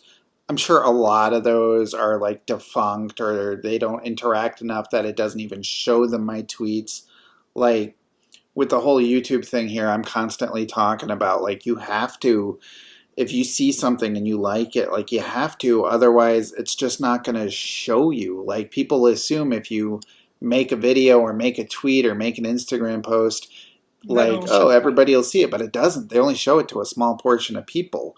And That's those right. people like never respond. So when I'm on Twitter, it's like I'm going to put out this nice idea and then like 3 hours later, like it's just nothing. And then I go, you know what? You guys don't deserve my idea. I'm going to delete that now. Like, Oh, I you don't should even just. want it out I there. would leave it. I mean, Uh, that's what I do. Not all of my tweets are successful. Having hard traction on this one tweet right now. It's so funny thinking about this. I posted a tweet, a little meme of like artist questions. oh, yeah, It's yeah. like it's like 30 of them, and I said, I was secretly thinking that would make an interesting YouTube video just going down the line. I mean, yeah, I mean, we could absolutely do that because it's a fun little questionnaire. And I pretty much told my followers, like, pick a number and I'll answer something. And I got you, I got my cousin, Lindsay, and I got one other person to do it. And that's it. Yeah. I thought I would get more traction or more interest, and there is no interest there. And I don't know if it's because is an image, is it hidden from people? Do people don't care about my process? Like, Yeah, I what? never know why certain things people are like into and they'll talk to you about, and other times like you think like, oh, this is going to be really funny, like people are going to be super into this, and it's just nothing, and it's like, all right. Right. Well, I mean, like I was telling you before, I posted a picture last night of myself, and it just says hi, and it's a picture of me looking, all dolled up, and I got so many likes on that. Whereas, like, sometimes the artwork and it's like, post that and it's like, maybe 2, 3 people like it, and then you feel defeated. It's like, okay, what? Should I post selfies all the time? Like, it's very aggravating. And it's like, am I good? Is this an indicator of I need to do more work on myself as a creator and artwork? Or is it a system of algorithm? Yeah, it's a good question. Um, And I think it that's the problem because right now you're facing why doesn't anybody like this, and it's almost like a personal offense because no one says anything or likes it or whatever. it's been a struggle this year because most years I'm spending all my time working on publishing, on books. I'm working with agents and publishers and trying to get, whatever next project going. And this year, like, my only goal is to get more fans, to give out free content, doing all these YouTube videos. And it's tough. Like, it's been, we're going into the 5th month of it now. And I feel like it's incredibly slow growth, and I still feel like I post things and just nobody cares, and I'm still trying, and I'm still trying to learn, and I'm trying to get I'm trying to understand the mentality of it. And there are lots of these YouTube videos that are like, you have to curate very specifically, you have to ask very engaging questions, all these things that I'm like, oh man, I gotta like really sit down and work at this and take lots of notes, and I feel like I'm in some kind of college course or something. Right. And I'm just trying to share and get along with people and entertain. Like, you wouldn't think it would be that difficult, but it is. I mean, it is difficult. I mean, like, I've been on Twitter since 2008. Mm-hmm. And I haven't. I've got 2,000 something, like 650 something followers Mm-hmm. right now, and it kind of sits there. Yeah. It grows by one, and then decreases by one, two, one, two, Let me whatever. ask you this. Do you ever give thought, like I've been hyper focused on how can I increase my followers, and that's not out of being like, not out of ego or like I need people to follow me, but this goes into my next point. Social media is necessary.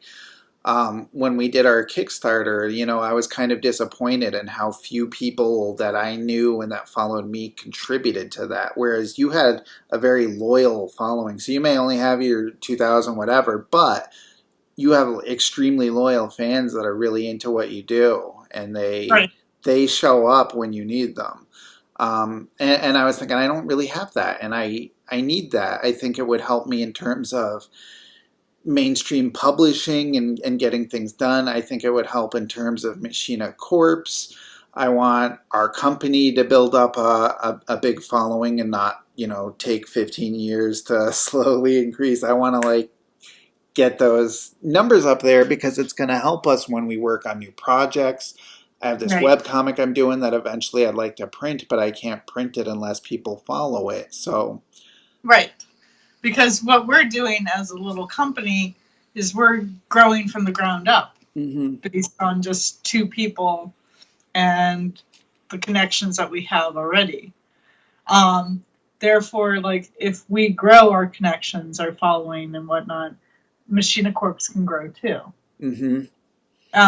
It will have an audience. People will buy things from it. yeah, the more people we have following us, the more we can create new projects and do new Kickstarters and Patreons and ways to, earn money so that we can spend more time doing things and, grow, expand. And that's kind of the first step, I think. It's been a lot of work. And I think without an audience, you don't have anybody to sell something to. Nobody's going to buy the products you're working on.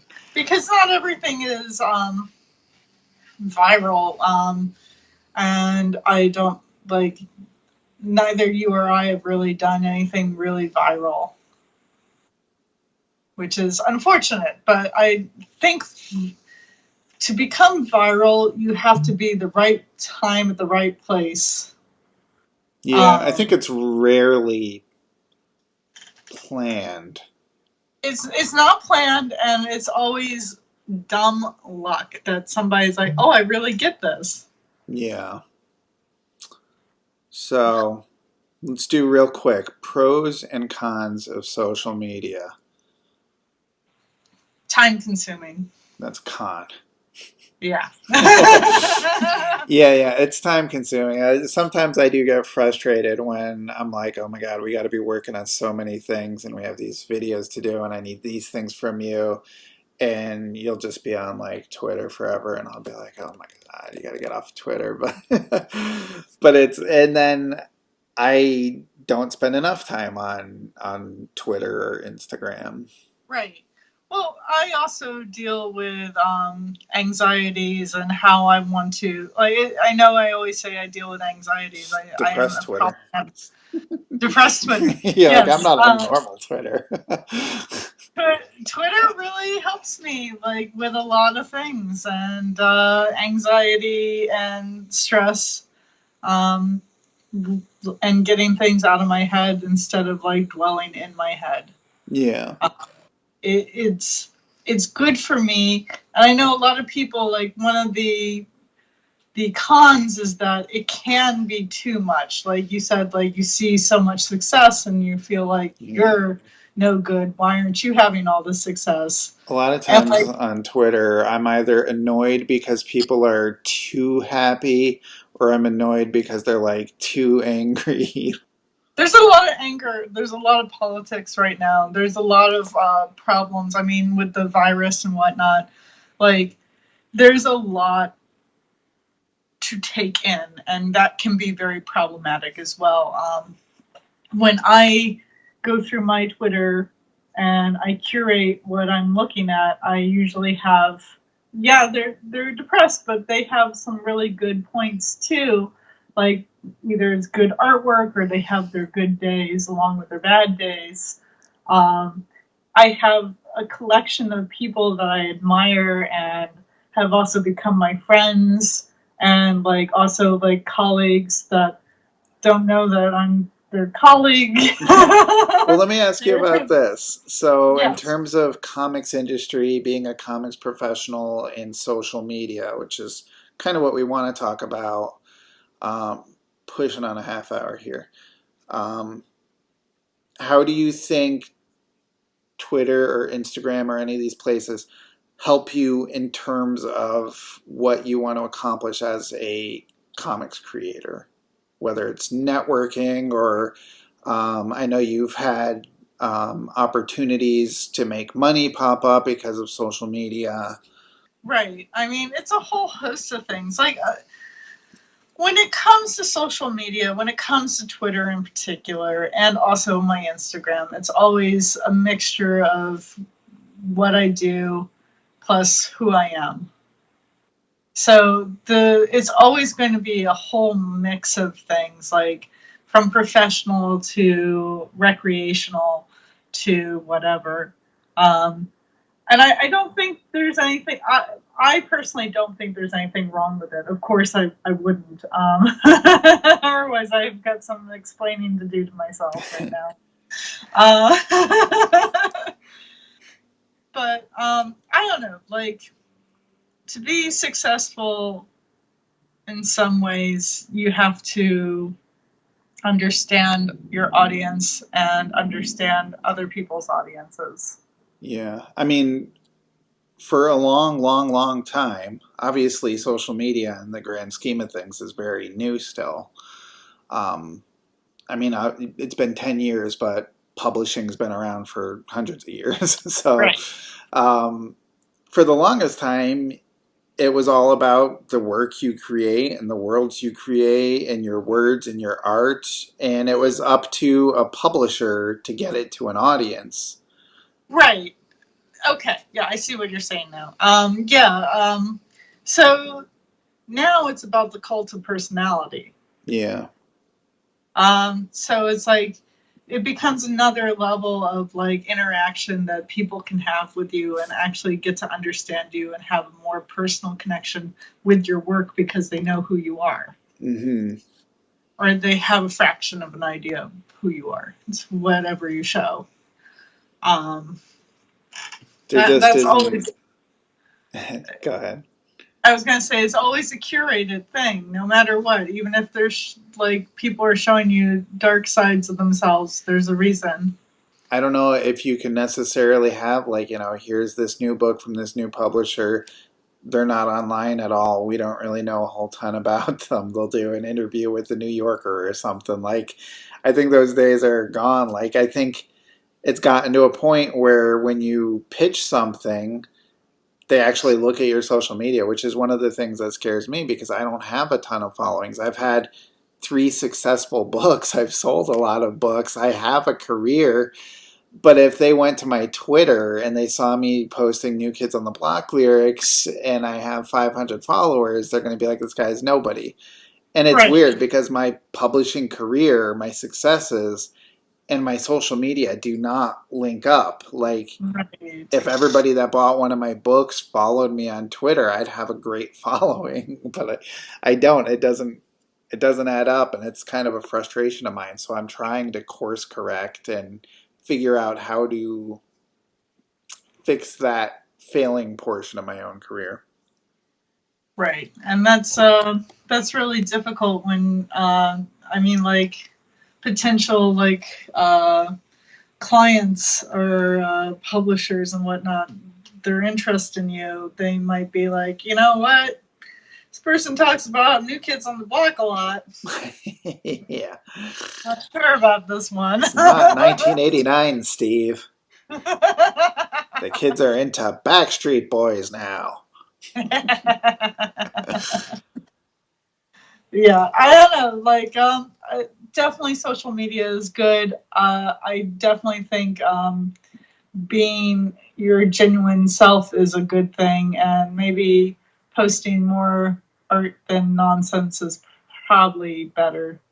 I could learn from that. I mean, it's tricky because who has these people that post art just every day and they're just like, I like this new thing. I did some new art and here's my new warm-up sketch. Here's my cool-down sketch. And they just have art and art and art and art. And I feel Yeah, like all my time I'm trying to do my webcomic or things that, I'm going to post eventually. I don't have time to just right. do fan art.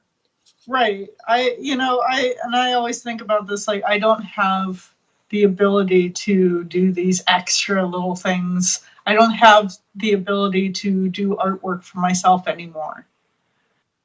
If I'm doing art, it has to be very work centric. Yeah. And it's got to be a commission. It's got to be comics. It's got to be like illustration project stuff I'm getting paid for because Yeah. like I have wrist problems. Mm-hmm. I can only devote so much time to actually drawing in a day if I'm going to do that. That I literally cannot draw for myself. Yeah. I feel like the concept of warm up and cool down sketches are literally, I need something I can post on Instagram today. Oh, I used to think like, well, I would do it a couple of times and it'd be a little bit of a procrastination, but it also like it does, it helps get your brain going in the artistic mode, and you could probably get your crap out before you like actually do work. I understand that as an idea of a warm up, but when we see these warm ups, they're like full blown realized like Yeah. masterpieces. Like, how is this your warm up? To be fair, some people can do really good art really fast, and other I hate people take a them. long time. I don't hate them.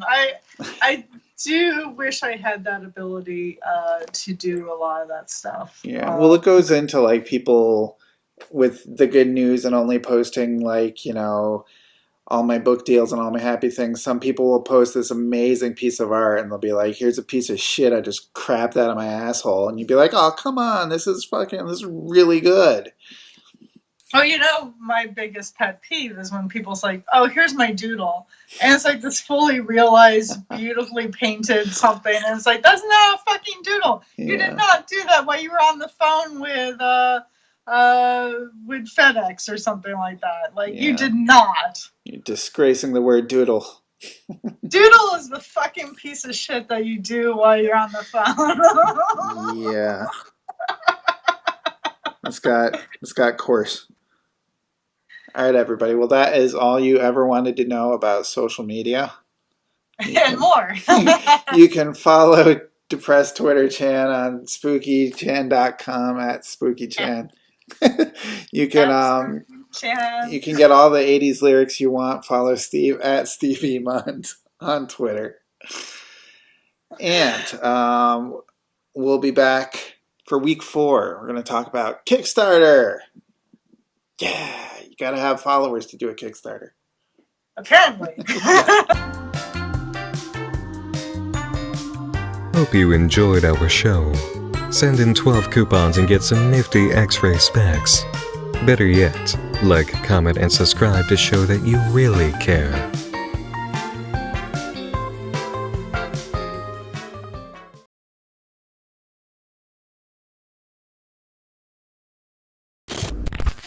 How many panels does it take to portray madness?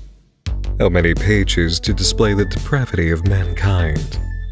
How many issues to show true heartbreak? How many volumes does it take to convey the pitch blackness of eternal nights? Stephen Emond answers these questions and more on Let's Make Comics, up next.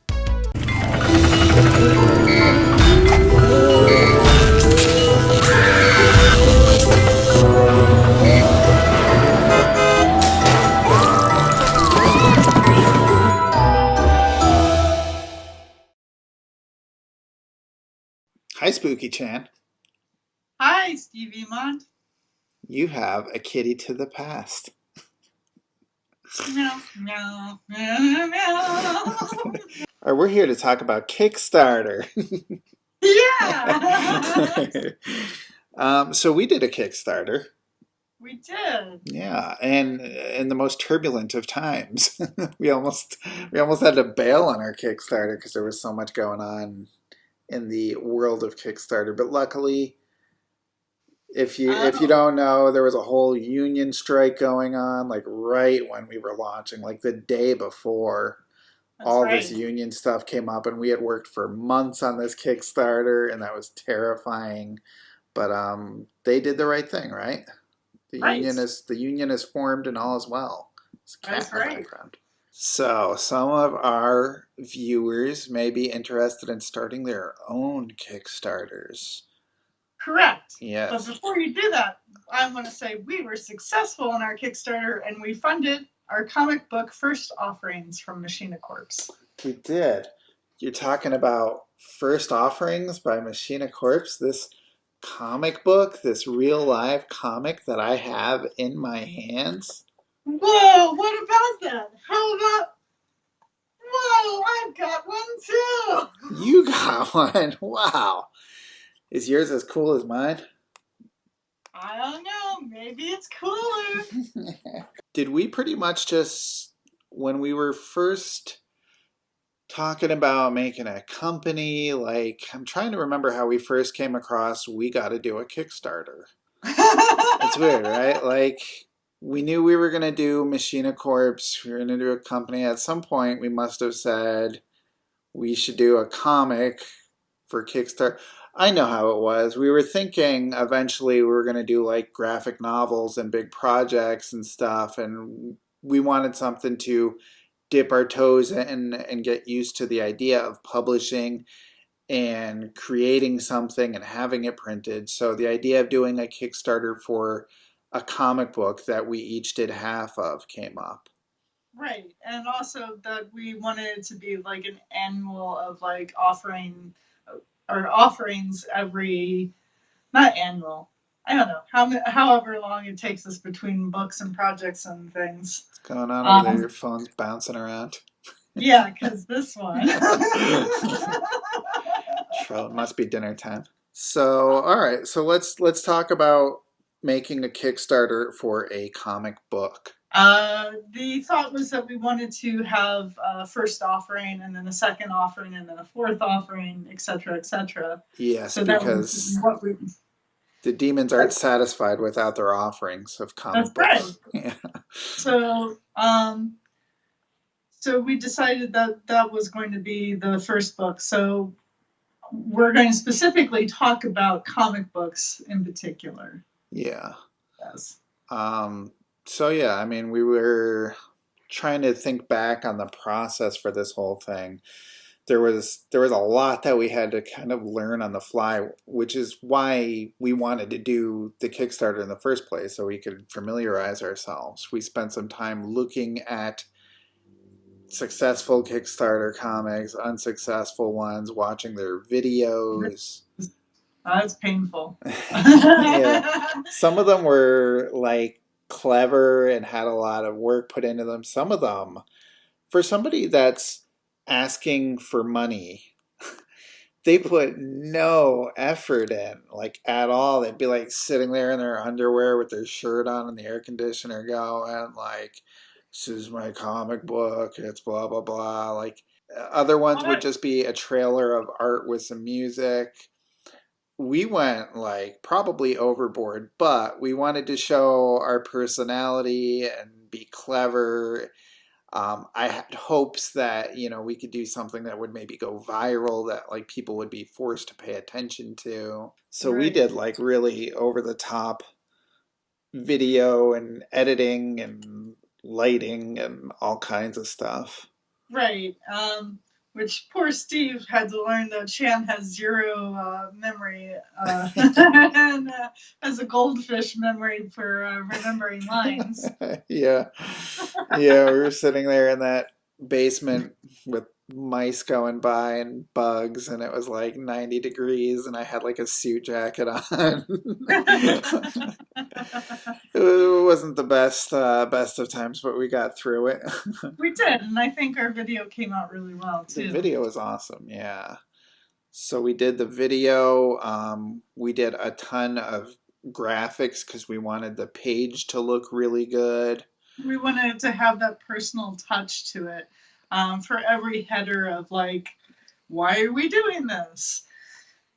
what are the goals? What are the stretch goals? What are the incentives? Like there'd be another piece of artwork that would show a little bit of our personality and what the project was, Yeah. essentially. And in the video, if no one hasn't seen it, or some of you haven't seen it, we pretty much take you into a basement and tell you all about what we're about ready to do. And there are fake ghosts and a skeleton rat. Well, my original pitch was even more ambitious because I wanted to get like friends of ours in the comic industry to make like little video cameos that would be edited in, and it was just too much work and we felt awkward about it. But like I really wanted to do something that would just be this like really grand statement, like something that you would have to take notice of and be like, oh my God, they got like this person and that person, Right. and they have all this. This is hilarious, and this is really clever, and I'm interested. Like, I knew we were going to have good art and we had good projects going on, and I just wanted the presentation to be as good as it could possibly be. It sucks a little bit because like you don't even know how many people ever watch that. I think it's probably a small amount for all the work that we put into it. I think it's just it was a it was our debut as a company, so I didn't want to just be like, hey guys, this is our new Machina Corps thing. We're doing a comic book. Support us. Right. We wanted to reveal ourselves in a really clever Right. way that spoke to our sensibilities. So another thing is that we had music and we had pretty decent sound for most of it, and you also did subtitles for it, so anybody who was hearing impaired could follow along. Mm-hmm. In other videos, like for me, these were unsuccessful videos. They would just like try a concept and you couldn't hear what was going on, and like really bad special effects. Like they tried, but they didn't try hard enough. Like it just came off as almost lazy and like. Yeah. And then other things of like you said, just like sitting in your apartment and saying a bunch of things and not being enthused really doesn't do Yeah. anything. You want to have that energy and you want to be engaging. Although, honestly, when we first started this whole thing and we were going on Kickstarter, I imagined something far different than what we experienced.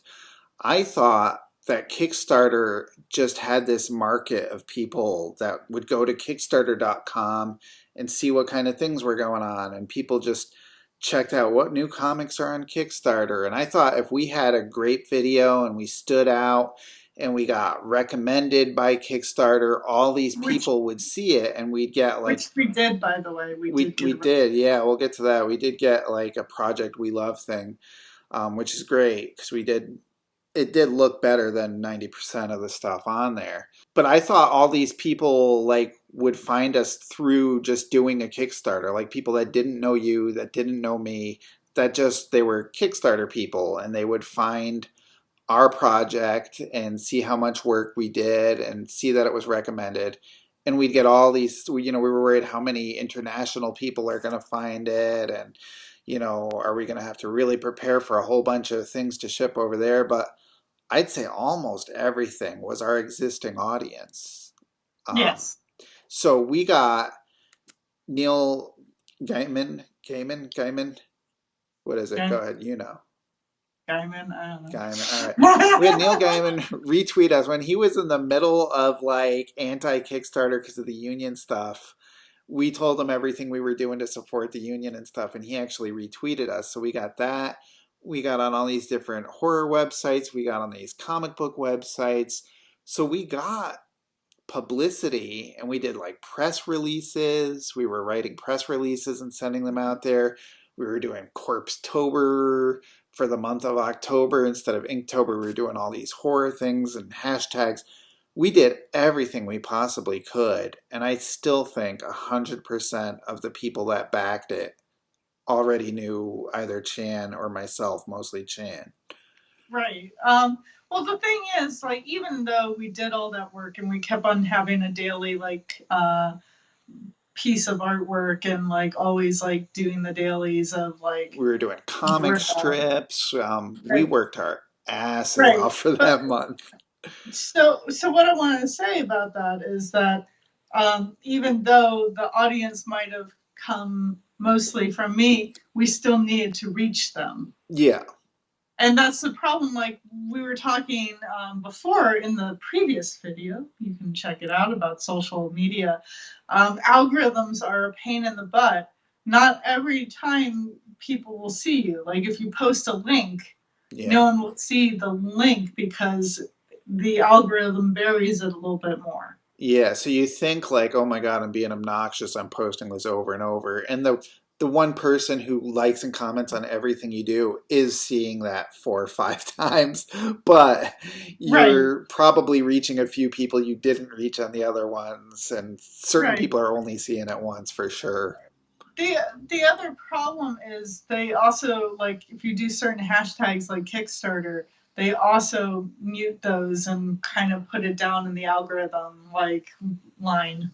It's so So I mean, like, difficult. it it's really hard. Even putting the word Kickstarter in your tweet can also make the algorithm go like, nope. Right, because Twitter wants you on Twitter. They don't want you on Kickstarter. They don't want you on Instagram, and Instagram doesn't want you on Twitter. So, like, when you And mention these Facebook is other also sites, Facebook is notorious for never showing your content if you put a link to something. geez, that's crazy.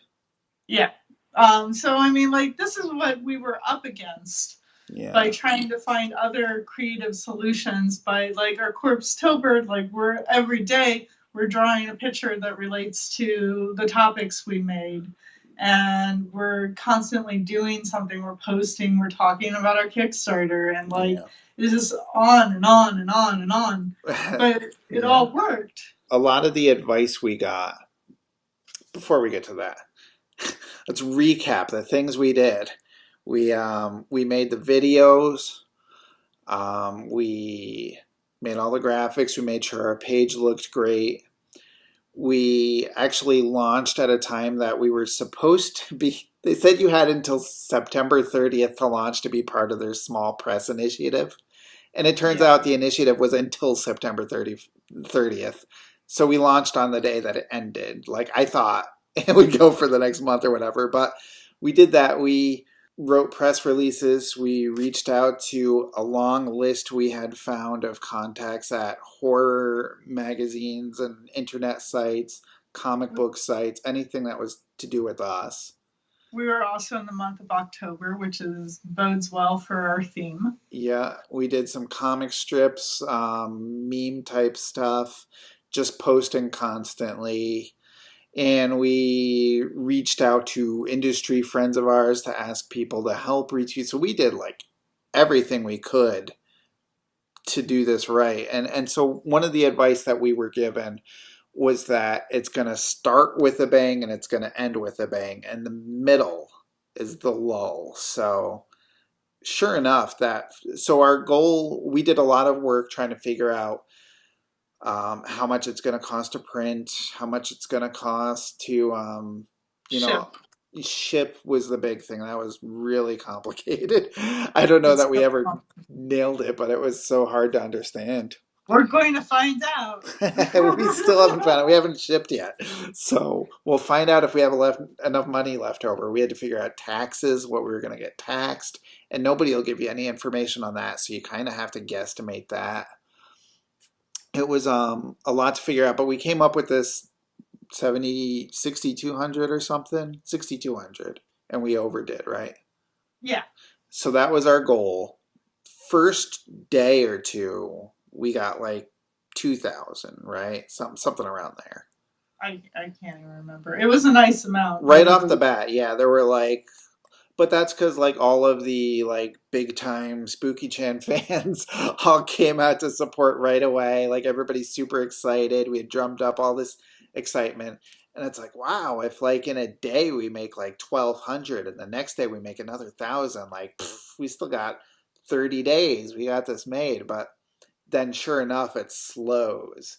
Yeah. And like, oh, today we made $20, and the next day we made $0. And I remember being very nervous, being we gotta market harder, we gotta push harder, because if we're making $20 a day, we're never gonna get the next 4,000 that we need. And people would say, that's a great start. The last day everybody's gonna come in. And that didn't exactly happen for us, because I think we made our goal before the last day. It was like 2 to 3 days before that, and therefore we just kind of got a trickle of people coming in at the last second, but we didn't have that big hurrah like they That's always true. talk We about. didn't. Yeah, it was kind of there was a lull where almost nothing happened. Then we started to get a few kind of bigger ticket. People wanted to get original art or paintings. The Corpse-tober illustrations, I was selling those, and a few people wanted those. So we were trying to figure out the big price things, because in those first days, like all those, like, get the original art, get it yourself drawn into the book, those things went like that. And we were mostly selling the lower scale tier things, and we were trying to figure out more things that people could buy for $100 or $200, Yeah. trying to add more of those in. It was definitely very nerve-wracking, but we were slowly getting there. And I think, yeah, one day we did like the last 1,000 or something, and then in the last 3 or 4 days we did another 1,000, so we got to like 7,200 in the end. Right. So that start and end thing and the lull in the middle was definitely true. God, I don't miss it. That was a lot of work. Oh my God, we need to start working on the next one. I know. Yeah, we're definitely going to do another one for our next project, and we learned a lot doing that one, and it gives you some comfort, and kind of what to expect. Like, okay, that's true. You're probably going to do pretty good the first day or two. It's going to be a long slog of shilling constantly through the middle. Do as much press release and marketing as you can. Right. I still think, yeah, it helped to have those things to talk about, to link to have some credibility towards the project. Right. And also, I think like what we had was a good product, and I think we had a very obtainable goal. We didn't go too high, like a lot of people like aim either too high or way too low. It's weird, Um, like when you think for like a 24-page comic or 32-page comic we did, you think like for just like a comic book, it's like, oh, we can't ask people for $5 for a comic or $10, and like, why would it cost $7,000 just to print and ship this one comic book? Like, I don't know, in my head, those seemed like astronomical numbers, but they kind of, I guess it was pretty much just right. I think we're going to pretty much cut even. We were able to get a logo, we were able to do a few extra little things right. for the company, but we have like enough money left probably for shipping, and I think we budgeted just about right. We definitely didn't get rich off of our 32-page comic. Nope. There's a part of me that wonders if we had asked for $8,000, and would we have still gotten exactly what we got, the 7,200, or would more people have bid or bid more to help us get to that goal? I don't know. I think what we were asking for was absolutely like on the nose, like perfect. If we had asked for anything more, we might have been dealing with a unsuccessful Kickstarter, to be honest. Yeah, it was. I was afraid to even price it at the 6,200, because I just remember thinking like I'd rather price it lower and be successful than price it high to a point that we don't get to. But in But retrospect, if we had priced it any lower, we wouldn't have been able to afford to do everything. We'd be right, paying we for could it. we couldn't have done a lot of the things that we did to make the company happen in the first place. Yeah. And also like from printing and other like things, like it just would it. That's the problem. Like most people underdo it, and then they create more problems for themselves And the idea is that the Kickstarter is supposed to fund the things to make it happen. Yeah, so this was something that we talked a lot about working on the Kickstarter was the idea of, is every penny supposed to go directly to the comic, or is it okay to say, listen, I'm making this and I want to have some money to live off of while I'm working on this? Like, I feel like I should be paid for my work. Like, there was this weird comics mentality with Kickstarter that you shouldn't actually pocket any money. Like, everything should go towards, it's like, we're working. Like, you do a comic book for a company, you expect to get paid for it, right? Well, here's the weird part is, if like some companies do it and some writers do it, they get money so they can pay their artists, and they are upfront about that.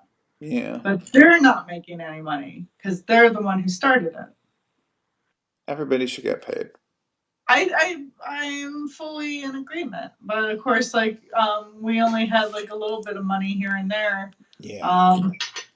and might have went to rent one time. That's true. That's true.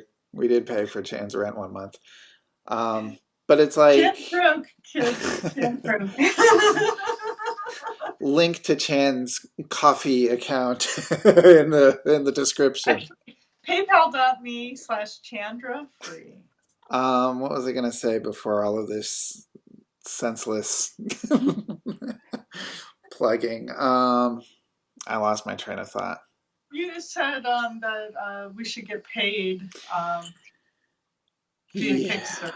I think so like one of the things is how do you structure a Kickstarter that you're actually getting paid and pocketing money instead of all of it going towards shipping. And one of the ways would be to be like, okay, I'm doing a digital thing. I'm creating a comic book. I'm going to send you the PDF to it. That doesn't really cost it. You don't have the shipping costs. You don't have the printing costs. Right. You're just making it and giving it to them. And the money that you get is money that you're just getting, except we're a comics publisher and we want to make nice looking books and we want to make graphic novels that look beautiful, and they're going to cost a lot of money to make.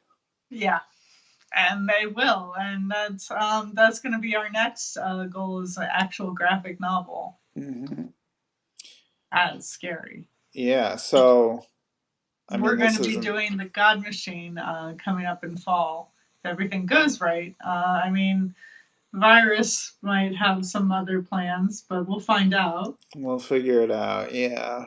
Regardless, work continues. So, in recap, Kickstarter, a lot of work, very hard to position it in a way that you're getting paid for all the work. Right. But, also, I mean, you know, we were starting a company. We wanted to make a comic book. We want to build our fans and following and all that stuff, so... Didn't we started our journey for our Kickstarter probably in April or May? Yeah. So we first talked about it in April. I think by June we were like really figured out what we were going to do. At the point, we were each doing little preludes to larger graphic novels. You were going to do the...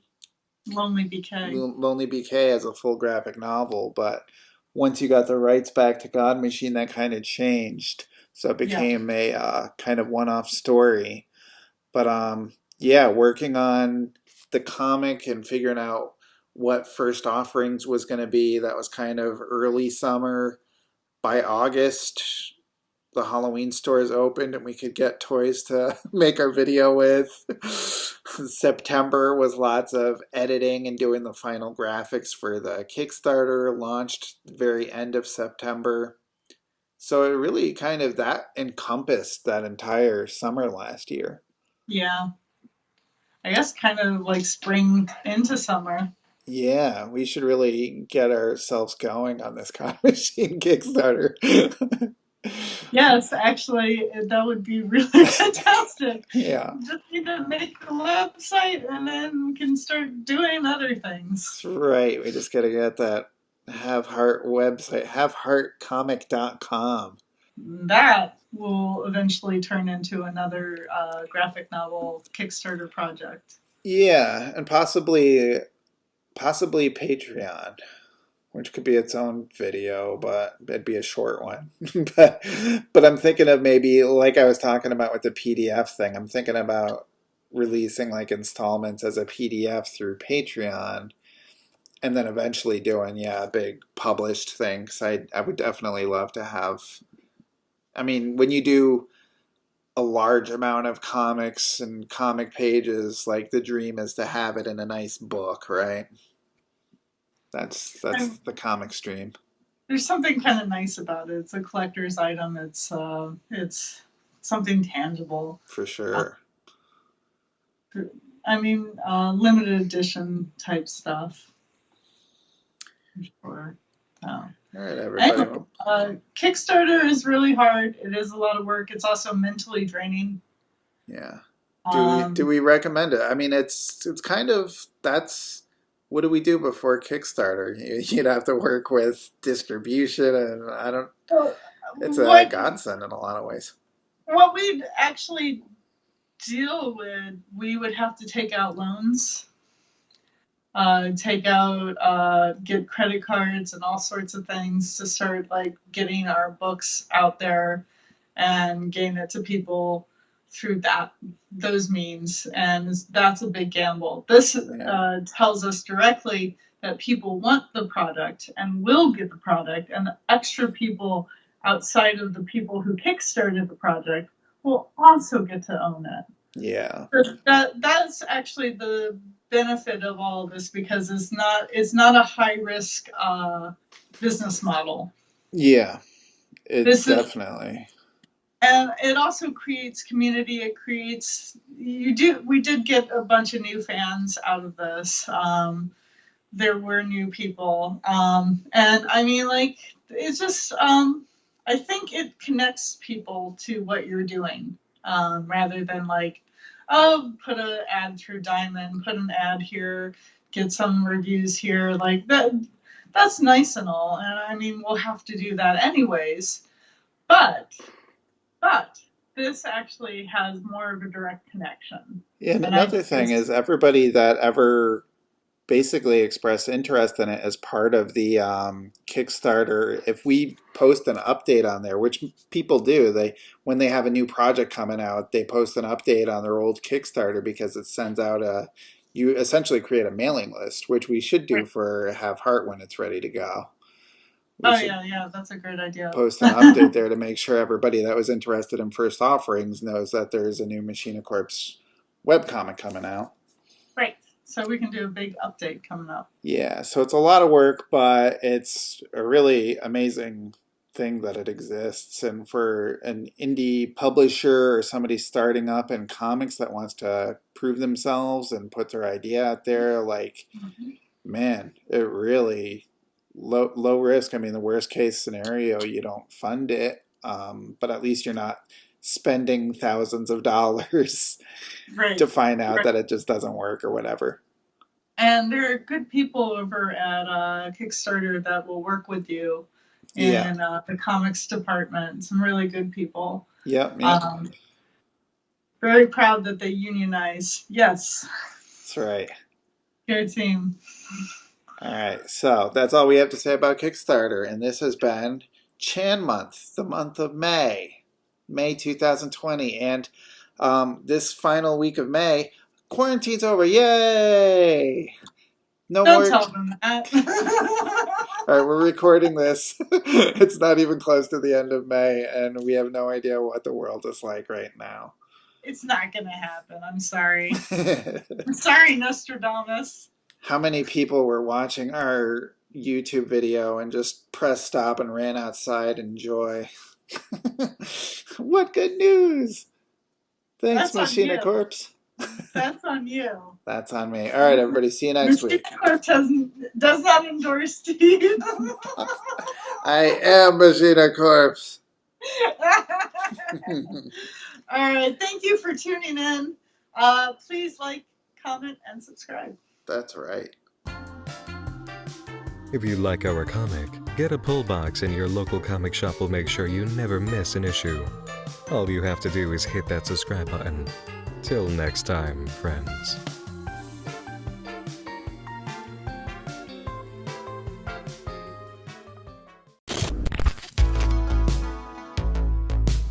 Grab a cup of coffee in your favorite mug, get out those art supplies, and tune out the demons for Let's Make Comics with Stephen Emond. Tune them out, I said. You can do this. Don't listen to those voices for the love of everything. Just make comics.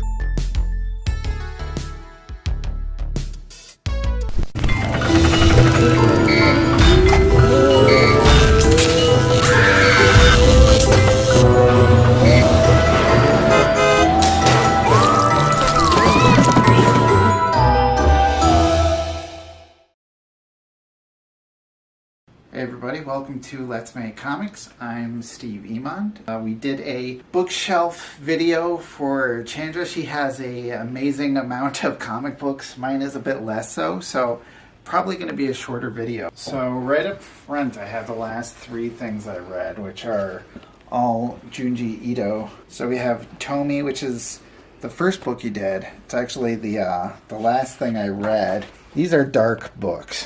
This is a succubus who keeps getting killed and coming back and driving men crazy. Kind of interesting in today's climate.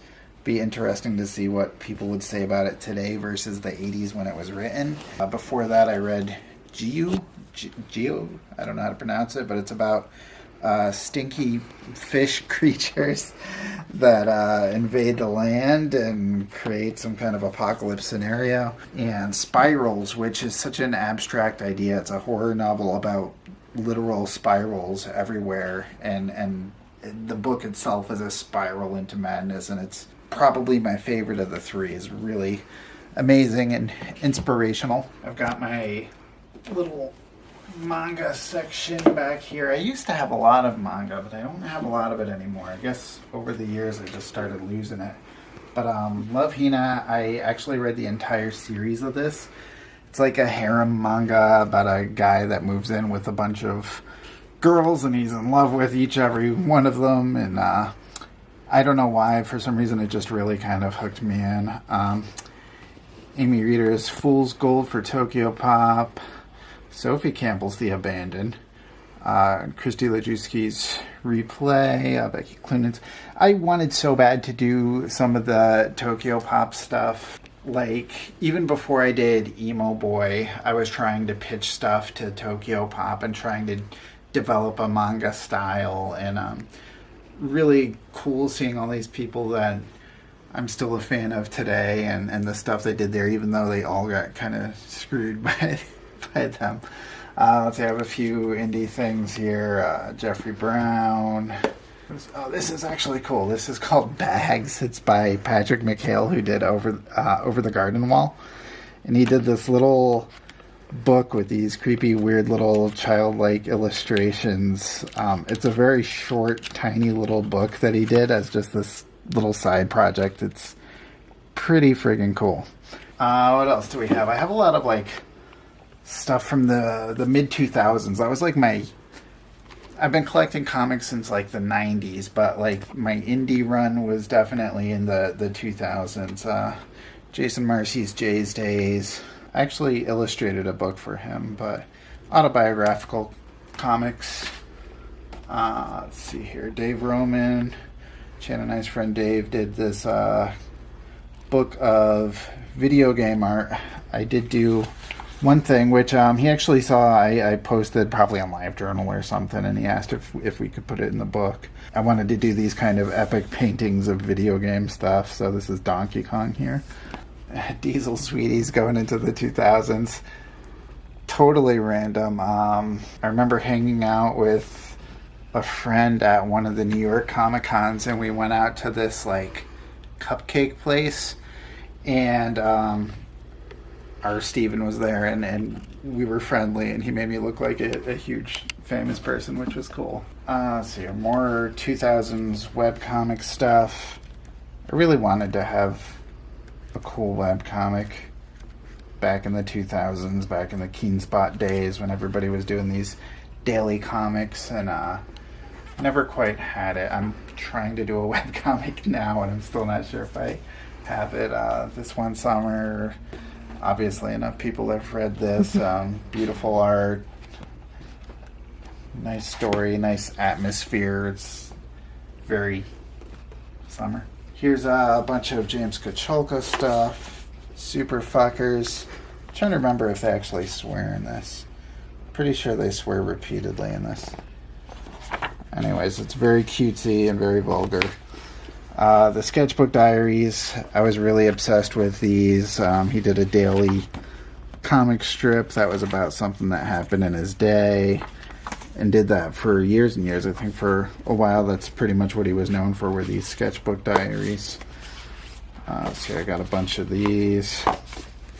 One of his early Magic Boy and Girlfriend comics here. Early James Kacholka stuff. This is kind of a random comic, but I remember being really into the webcomic of this, Gunnar Krigg Court. I just liked the kind of creepy but simple atmosphere. It's kind of a dark mystery.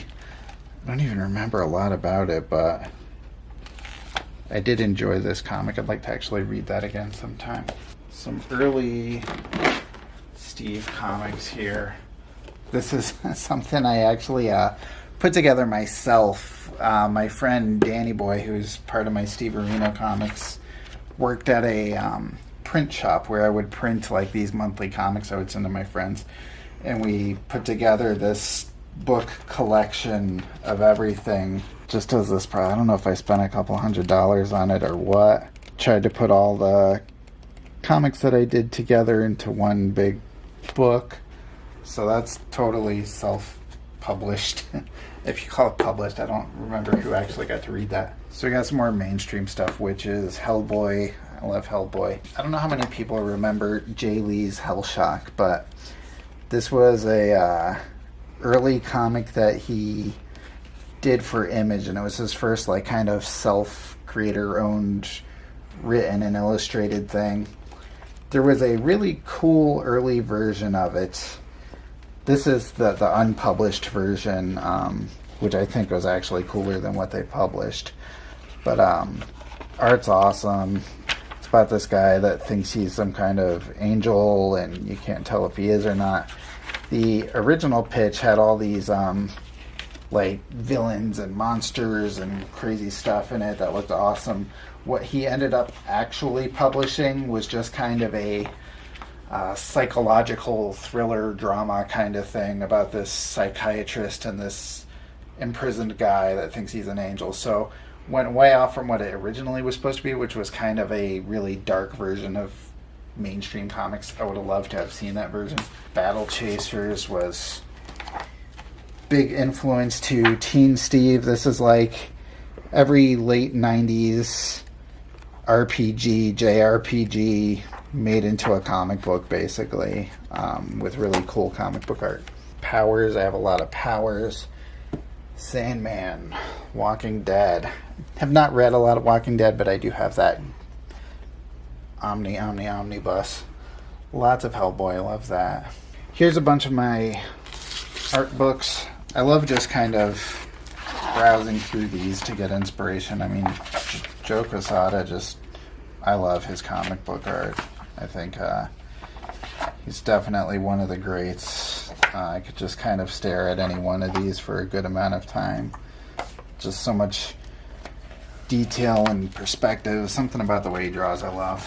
Batman, the animated series here. This had a lot of really cool backgrounds and awesome art in this. Definitely another thing to browse through and get inspired.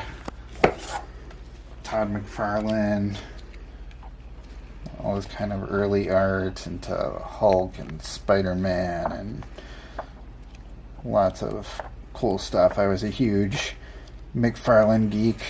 Spawn was basically that was my shit. That's what I wanted to do as a teenager, was be the Spawn artist. So good.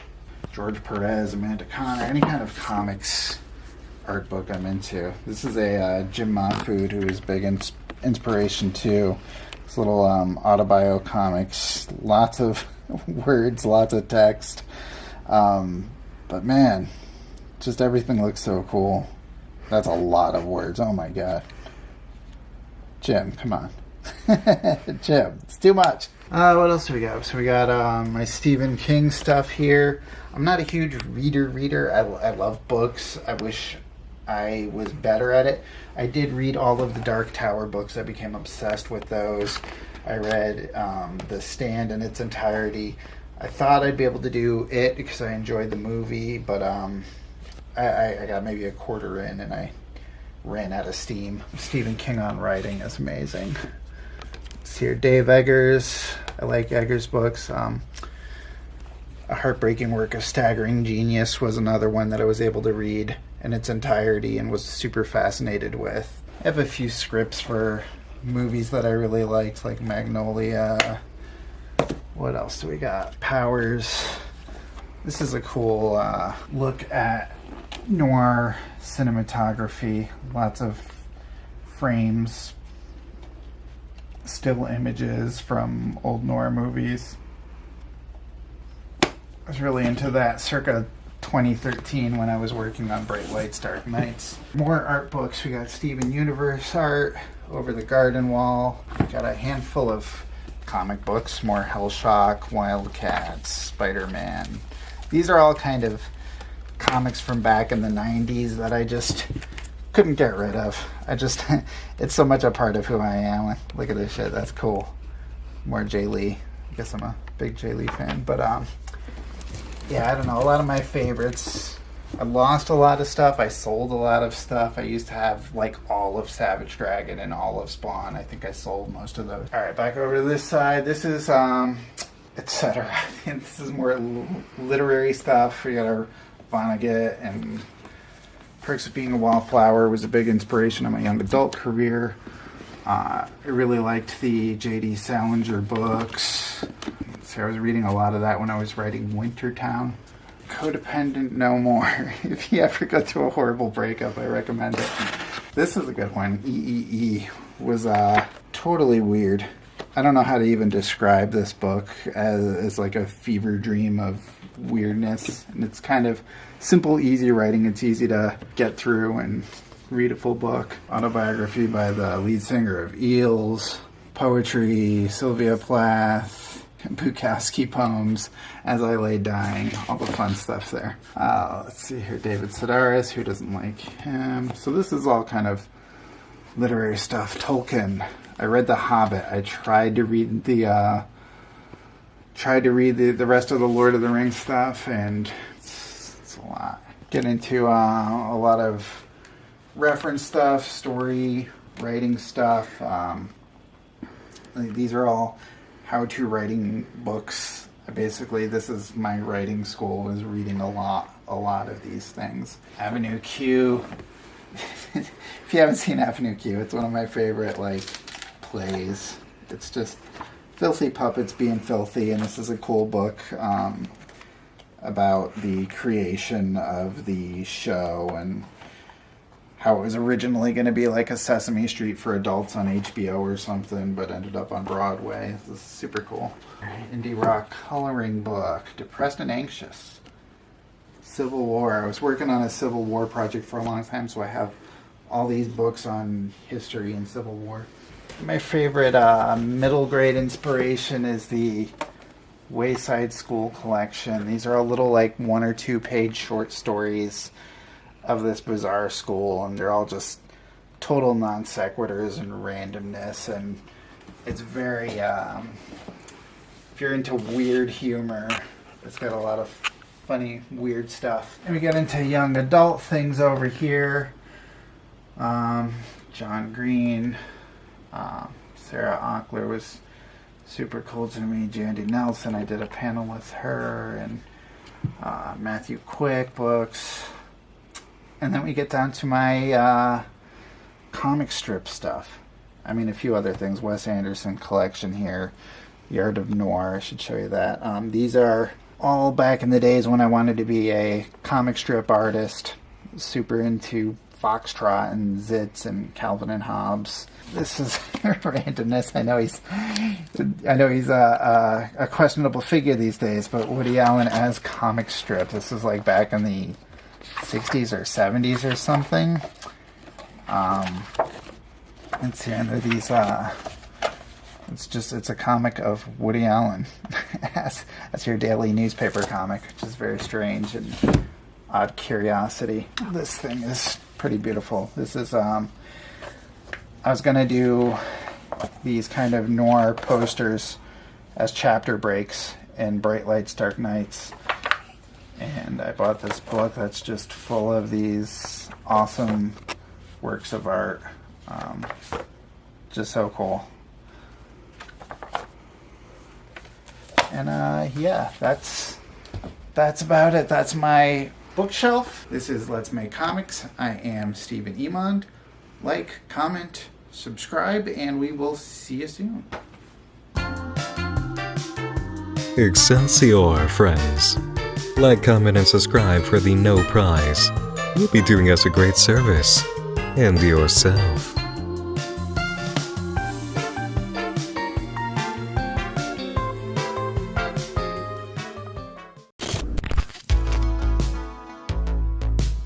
Grab a cup of coffee in your favorite mug, get out those art supplies, and tune out the demons for Let's Make Comics with Stephen Emond.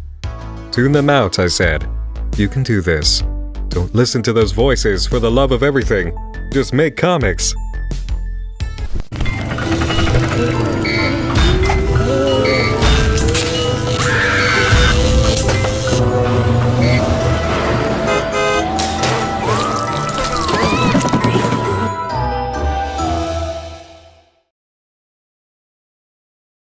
Welcome to Let's Make Comics. It's me, Chandra Free, and today we're going over my bookcase. Okay, so what we have here is we've got manga, then we go into indies and my books, and then other things. We'll start with a little personal corner, Peach Fuzz, which is by my cousin, Lindsay Sebos, and her husband, Jared Hodges, and she won Rising Stars of Manga, so she was one of those first Tokyo Pop mangakas. I'm very proud of my cousin, and she had a 3-book deal. By that, I think this series is Angel Sanctuary. Never read it. That's the actual Japanese. And here's Paradise Kiss. I've got the original Tokyo Pops, and I just got this one from Vertical Comics. It's the anniversary edition. I just started rereading this, and boy, is it 2000. Like, the 2000s, it screams of it, but it's still such a beautiful book. Now, here's something very special to me, personally, is Magic Knight Rayearth. As you can see, I've got the original manga that my cousin Lindsay, the same one I mentioned before, got me, and she gave me fan translations to go with it. I have series 1 and 2. I bought it again. I got this big omnibus 25th anniversary edition. It is glorious and gorgeous. And spoiler alert, the person who did the logo for this series is now working on my own logo for the God Machine. Clamp was a very big inspiration to me. One of my favorite series, Tokyo Babylon's right here, the Tokyo Pop edition. It screams of the 80s, by the way, which is fabulous. Love it. Just fucking die for these ladies' artwork. It is lush, detailed, bloody, sexy, you name it, they got it. But it's just one of those awe-inspiring things that you just love to pour over all the details and all the just majesticness of these characters and all their art. It's so good. Continuing, I've got Tsubasa.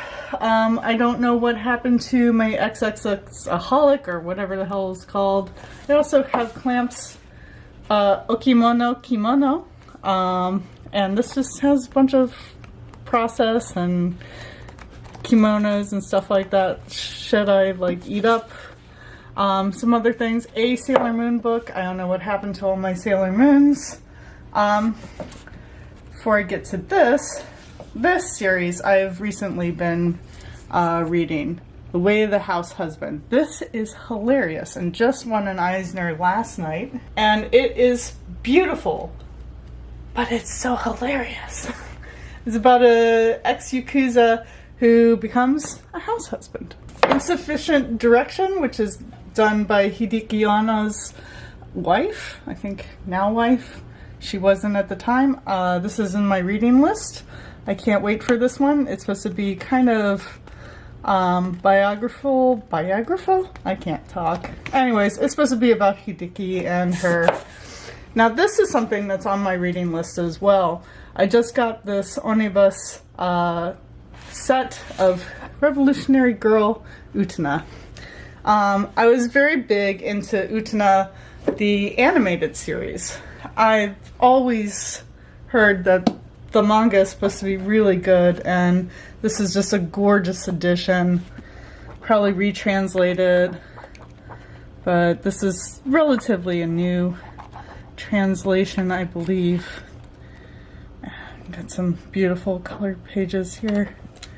So now over to the left we have my Archaea collection, which I don't even think I have all of my Archaea books, but I've got a lot. I've got stuff that's by my friends, like I've got tons of friends here.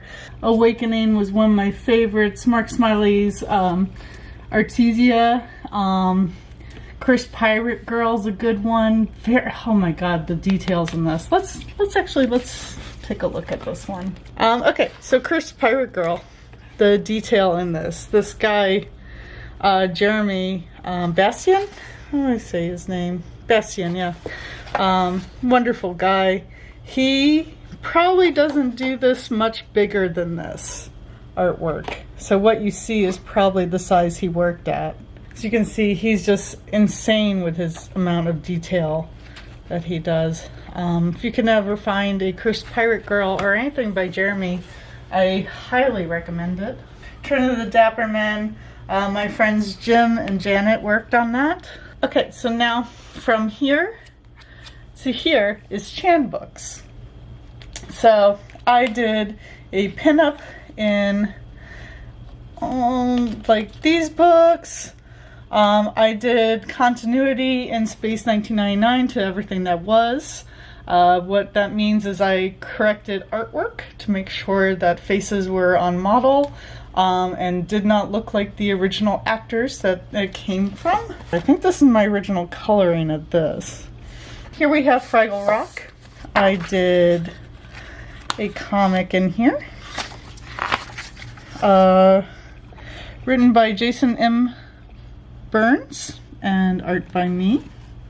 So I think 7-pager. I'm not counting, but it's right next to my cousin Lindsay's story that she did. Katie Strickland did the writing and Lindsay did the art. Did a pinup in this, Graphic Canon. It's a whole collection of various artists. Looks like there's some art crumb in here.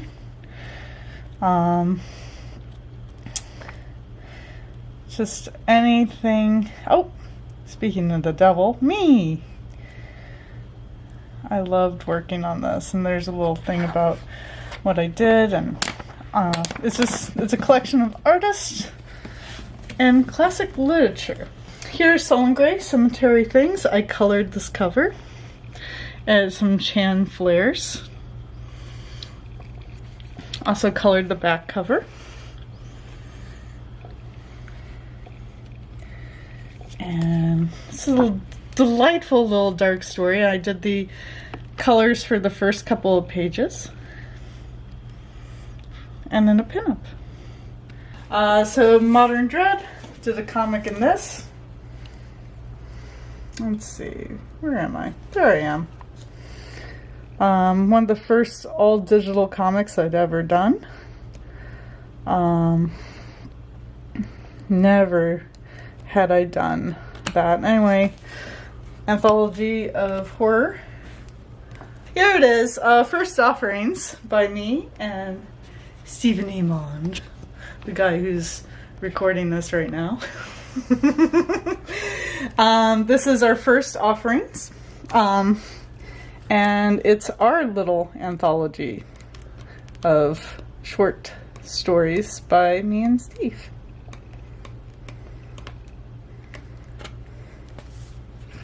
Lovely. John Carpenter's Tales for Halloween Night. I also did a comic in here written by Mike Sizemore. Lots of talented artists in here. Here I am. A lot of traditional and digital, using the iPad to do a lot of the coloring. It's very fun. Anyways, lots of good talent here. This is Storm King Comics. They are remarkable. And now here's my little special little block. It's the God Machine, and it's leather bound edition. And if you're wondering, what is this bottle of wine doing here? Well, I didn't really have a spot for it, but I did the label for it. It's for my friend Michelle and Tony's wedding. The God Machine, you know this, but let's take a look anyways. I'll just do a little flip through. If you don't know about the God Machine, please check out @the_God_machine on Twitter and on Instagram. Of course, my little shrine to my darling boyfriend, Mr. Stephen Emond. I've got all of his books here. I've got Emo Boy, which is kind of special for me because once upon a time we met at New York Comic Con for the first time in the real, and he signed it for me. And it's got Furry Emo. Think about it. Steve. I love it. It's so cute. If you haven't seen Emo Boy, it's now currently up on Webtoon. Just search for it. There's a couple other emo titles, but this is the real one. The second book, which I actually have a pin-up in here somewhere towards the end. Just flip to my stuff, right? Again, this is, the series is being published on Webtoons. But here we have Steve's other works. Happy Face, Wintertown, Bright Lights, Dark Nights. And they're all YA books. And they have illustrations in them. So now we're going to come into a little special section. This is my SLG plus Friends Adjacent section. First we're going to start with my friend, Mr. Dave Roman, who did Astronaut Academy. And it's a cute little book. He's also going to be re-releasing this in color pretty darn soon.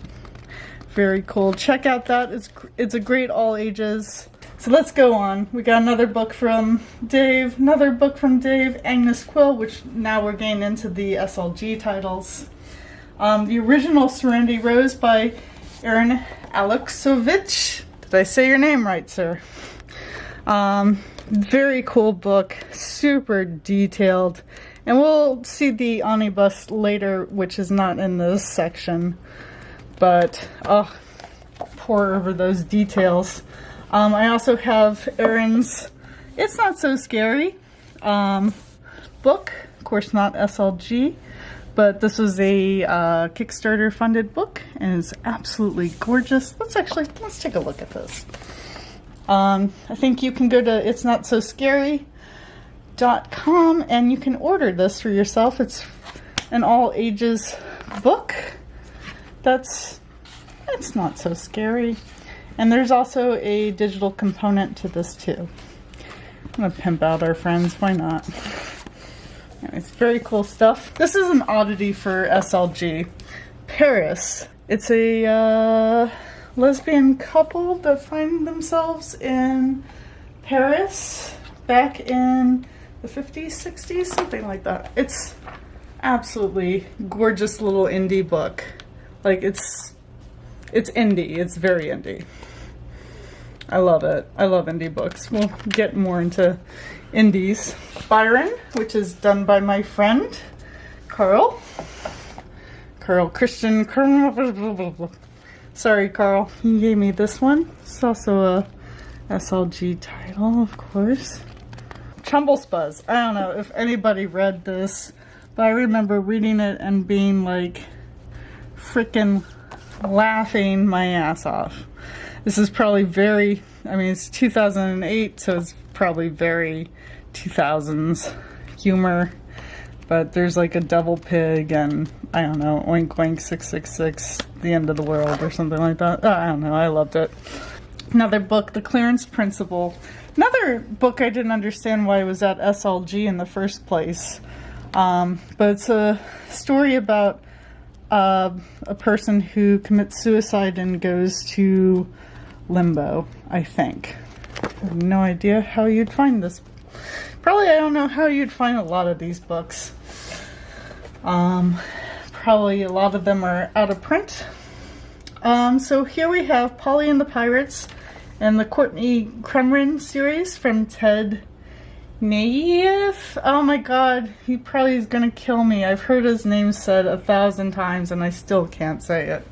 Anyways, if you like Harry Potter and you're pissed off at somebody because they ruined Harry Potter for you, this is the one to go for. Courtney Crumrin is a really great series, and the protagonist girl is grumpy, and it's great.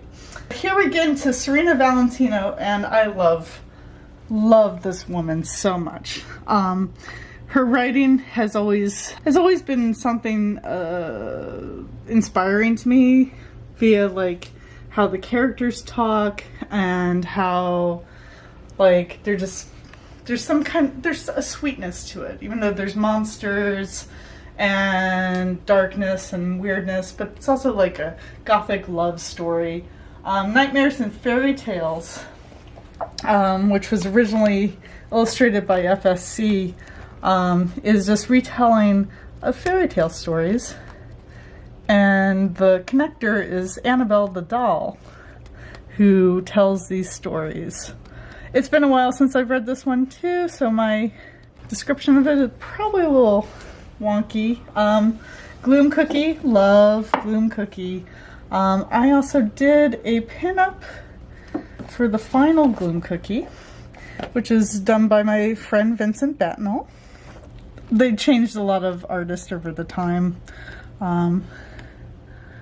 Where's my... There it is. I think this might have been my first pinup in a book. It's actually quite lovely. Lots of textures there. But I love Serena. She has a new series out with Disney. Lots of Disney villains. Currently Cruella de Vil, Cruel Thing. I think that's what it might be called. Check it out. SerenaValentino.com, I believe. Milk and Cheese, great book. I don't think I finished it, but still hilarious. And, well, it's Gyro Homicidal Maniac and Squee by Mr. Jonan Vasquez. I'm going to check out Squee real quick, because this one's the cool. This one's the cool. Jonan's details are absolutely like crazy. Oh my god, he's got lots of panels. Of course, this would be the precursor to Invader Zim and many other things. How many copies of Johnny the Homicidal Maniac did they actually put out? Let's see what edition I happen to have. I have, wherever the heck this detail is, there's a lot of talk in here. Printed in Canada. Oh, this is a 4th printing? Whoa. I think it's probably like 27, 30 something, 50 something, I don't know. Dude was printing money for SLG. So I told you that Serenity Rose was going to come up again. This is 10 Awkward Years. This is the omnibus. of that series. This was also kickstarted. Another glorious little book that has some spot coloring. Just beautiful. I can't get over the details and how magical this book is. Definitely check out Aaron's work online. I think you can find him at eRose, at eRose. This is something that I've been waiting for a million years. This is the Venture Brothers art book, and it's kind of damaged. That's great. By my friends Doc Hammer, Jackson Public, and my friend Ken Plume, who made the whole book come together. So let's see. One of the cool things is, well, there's just way too many cool things here. It's just such a gorgeous book. Provides commentary, and just the genesis of it all. Lovely. Okay, now we're going to get a little bit more loose than what we were doing before. Here's some miscellaneous books. Though Francisco Francavilla, not so miscellaneous, but he needs a better spot, I'll tell you that. The Art of Riverdale. So his delightful cover artwork for Afterlife with Archie and others. He is so good at chiaroscuro and just those dark colors and those reds. We love him. He was just nominated. He did not win, but he was nominated for an Eisner. That's pretty fucking cool. I believe this is his monster book. I think, I was going to say this is in Italian, but it is not. Oh, I did the coloring for this book. Just the cover of it. And I believe there's a pinup inside that I also did. There it is. Everyone loves tentacles. But this is where we get a little bit more indie in my world. Adrian Tomine. I don't have all of his books that I used to have, but I have Summer Blonde, Scrapbook, 32 Stories of the Optic Nerve mini comics. Love that guy. Love. Actually, my favorite genre is slice of life, but I also like it with a little bit more of magic. So that's where Details comes involved. And I've talked about Details before. Lovely little stories from urban Brazil. Let me see if I can do that a little bit better. I love the Brazilian twins. I started Two Brothers. I did not finish it. Pixu? The Mark of Evil. This has a bunch of different people on it, including the brothers. Lovely book. Come Again. I have not read this, but Steve read it the other night. Not sure what I'm gonna do about that. This is an Evan Dorkin, as in Milk and Cheese fame. He wrote this. And Veronica Fish and Andy Fish did the art. And it looks glorious. You can't go wrong with her artwork, and his too. Go me. Jason's Last Musketeer. I could have sworn I also have, or had, I Killed Adolf Hitler. Jason books are great. They're very simplistic, tongue-in-cheek, and weird, and sometimes don't make much sense. This is in my to-read pile. Anthony Bourdain's Hungry Ghosts, his last book he did. These are both lovely books from Emily Carroll. Very gorgeous.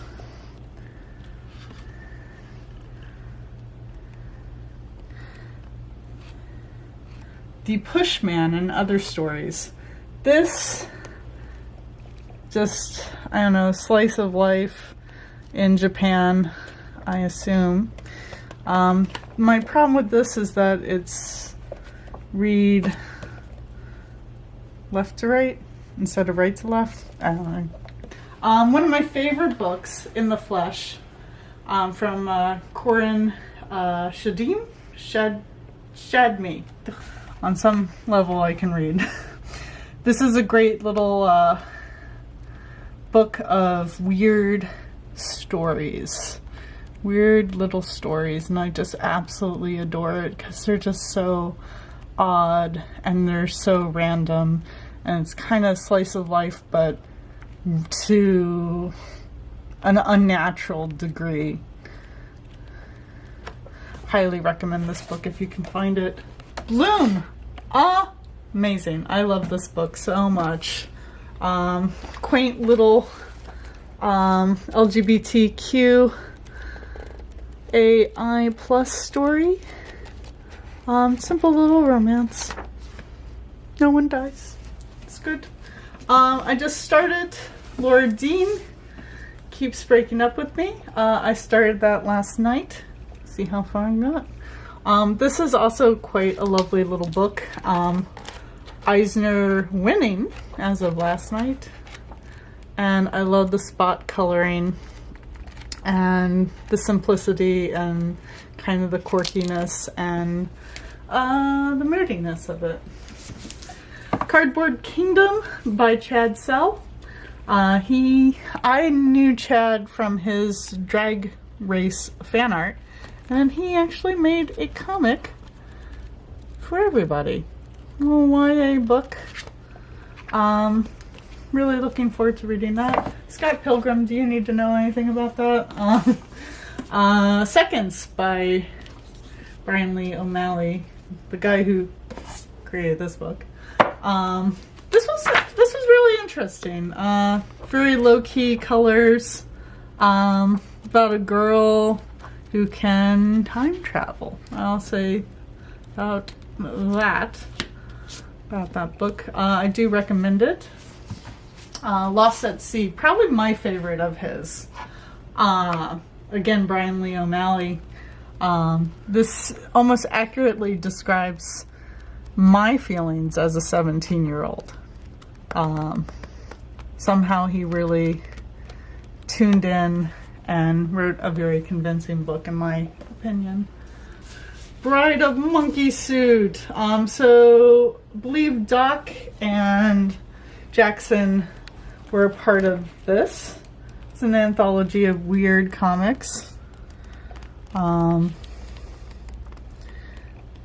as you can see on the back, very Jackson Public. So here's another section of IDW's 44 Flood. Apparently a couple other things. My friend Jill Thompson's book she gave to me, it was kind of a crummy version that sadly got water damage, but Jill's artwork is still so breathtaking, and she does watercolor. Skip to the end of the book by my friend Jeremy Holtz and a bunch of other people. I think it's inspired by Nirvana. I have yet to read it. Sorry, Jeremy. So we're going to be real quick about this. And here is all of my, well, it's a little mixed up a little bit. So we got religions, signs, symbols, dream dictionary, which can just be for laughs, and also prompts. Carl Sagan, because you cannot have a bookshelf without Carl. Robert Anton Wilson. Like, this is all psychological stuff, and this inspires me quite a lot. Emotional Intelligence, great book. I need to read Young. Now we get into more like comic-based reference books. We got writers on comics, artists on comics, and more writers on script writing. And Dennis O'Neil, rest in peace. The DC Comics Guide to Writing Comics. Very interesting. It tells you about different subplots, like A, B, C, and D plots, and how to intermingle them together. how to draw noir comics. That's a fun one. So this is all good to have, like your how-tos, the manga Masters of the Art. This is also like artists going through their process, including Clamp in there. Then we've got Anatomy and Perspective, Moving Pose. These are all like pose books, reference. Now we get to it just doesn't make much sense section. We got fairy tales, Alice's Adventures in Wonderland. I think I got this one primarily so I could look for fairy tales to adapt, because now you can do that. Anything that's 75 years and older is fair game, unless it's Disney.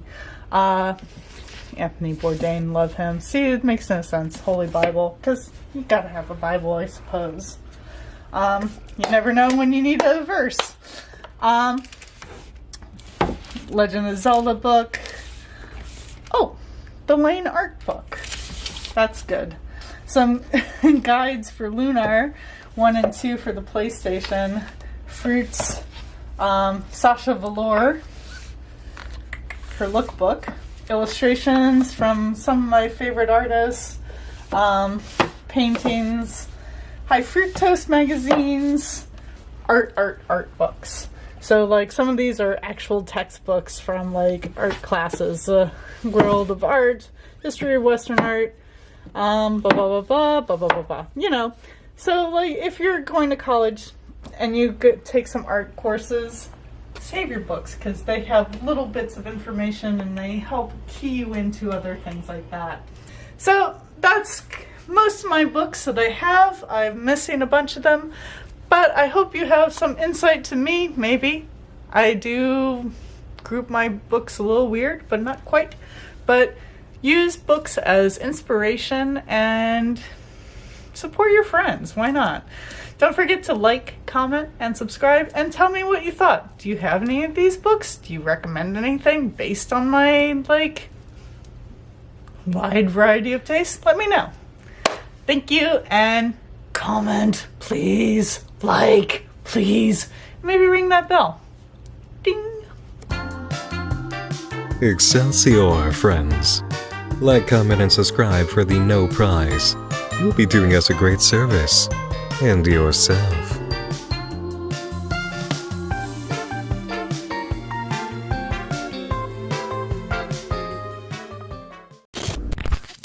Grab a cup of coffee in your favorite mug, get out those art supplies, and tune out the demons for Let's Make Comics with Stephen Emond.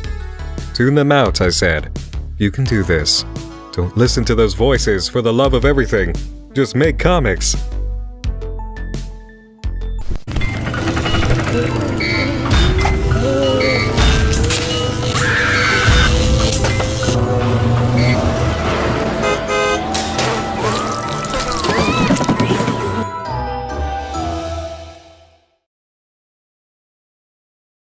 Hey everybody, welcome to Let's Make Comics.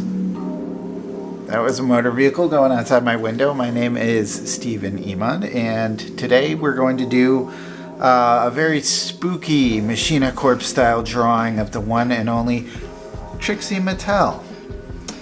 Bright, colorful, pink drag queen.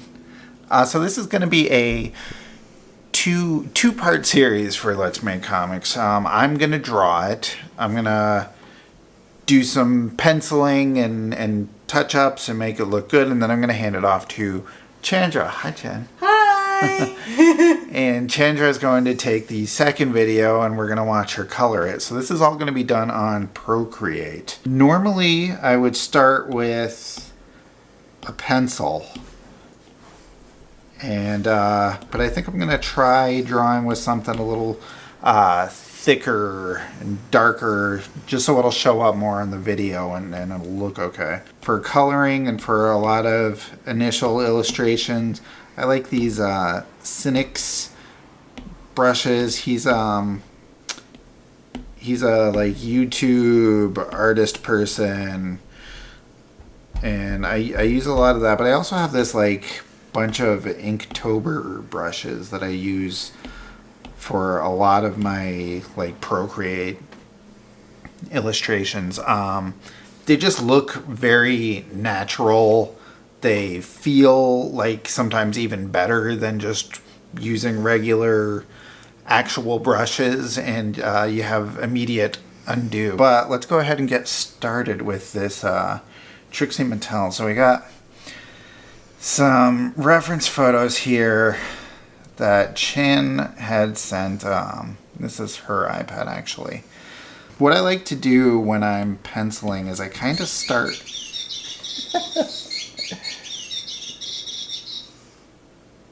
Well, who did that? Hi. Who did that? Hi. So, I'm going to start light, and as I add details, I'm going to keep going darker and darker. That's kind of my... And I start very loose and gestural, and then I get more detailed as I go. So, right now, I just want to get the basic shapes. You know what's the number one most hated thing for a Steve to draw? Barbie dolls? Vehicles. I love to draw Barbie dolls. What are you talking about? I don't know why you have a problem with vehicles. It's the artist's favorite go-to for every little thing. Haven't even started the actual figure, which I'm excited to do. Drag queens, I've decided, are a lot of fun to draw because they have exaggerated features. They've got big giant hair, crazy makeup. They have these like visual aesthetics. They have all these catchphrases and things that are unique to them. There's like so much you could do. So it's a lot of fun kind of picking someone and getting to the bottom of what that character is and what could I draw that would represent them. And they're very much like cartoon characters. Yeah, they're comic books and they're everything an artist likes to do. They're not supposed to be vehicles. Maybe we don't even really see her legs. Just gonna be kind of leaning back a bit here. All right, let's see her. What do you think? I'm gonna get your advice on this one. We've got just hands going back, like wee, having fun, woo. Or could be kind of hand behind the head. Could be doing one of these numbers. I like the photo reference here because she's driving the car. Okay. All right. Well, that's a good thing to do with. Yes, that makes sense. So that like Who got the ties her keys together. to the Jeep? We're doing the classic cartoonist blitz on cartooning style face direction. Some ears over here. Constructionist lines, some say. Some do. We got to give her, Boobicles. got to give her the boobicles. Just be offended if we didn't. So here's a quandary here because we can't really tell that she's driving, right? Should we switch the arms? Well, she's Skinny Legend, aka kind of giant for this kid's toy. Yeah. Maybe play upon that too. Like maybe she should be gigantic and the car really small. Let's see what we can do. Alright, so you want to make things difficult and select the car. Yeah, make that tiny. And that way you can also, when you put in your finalized lines, you can even more simplify it.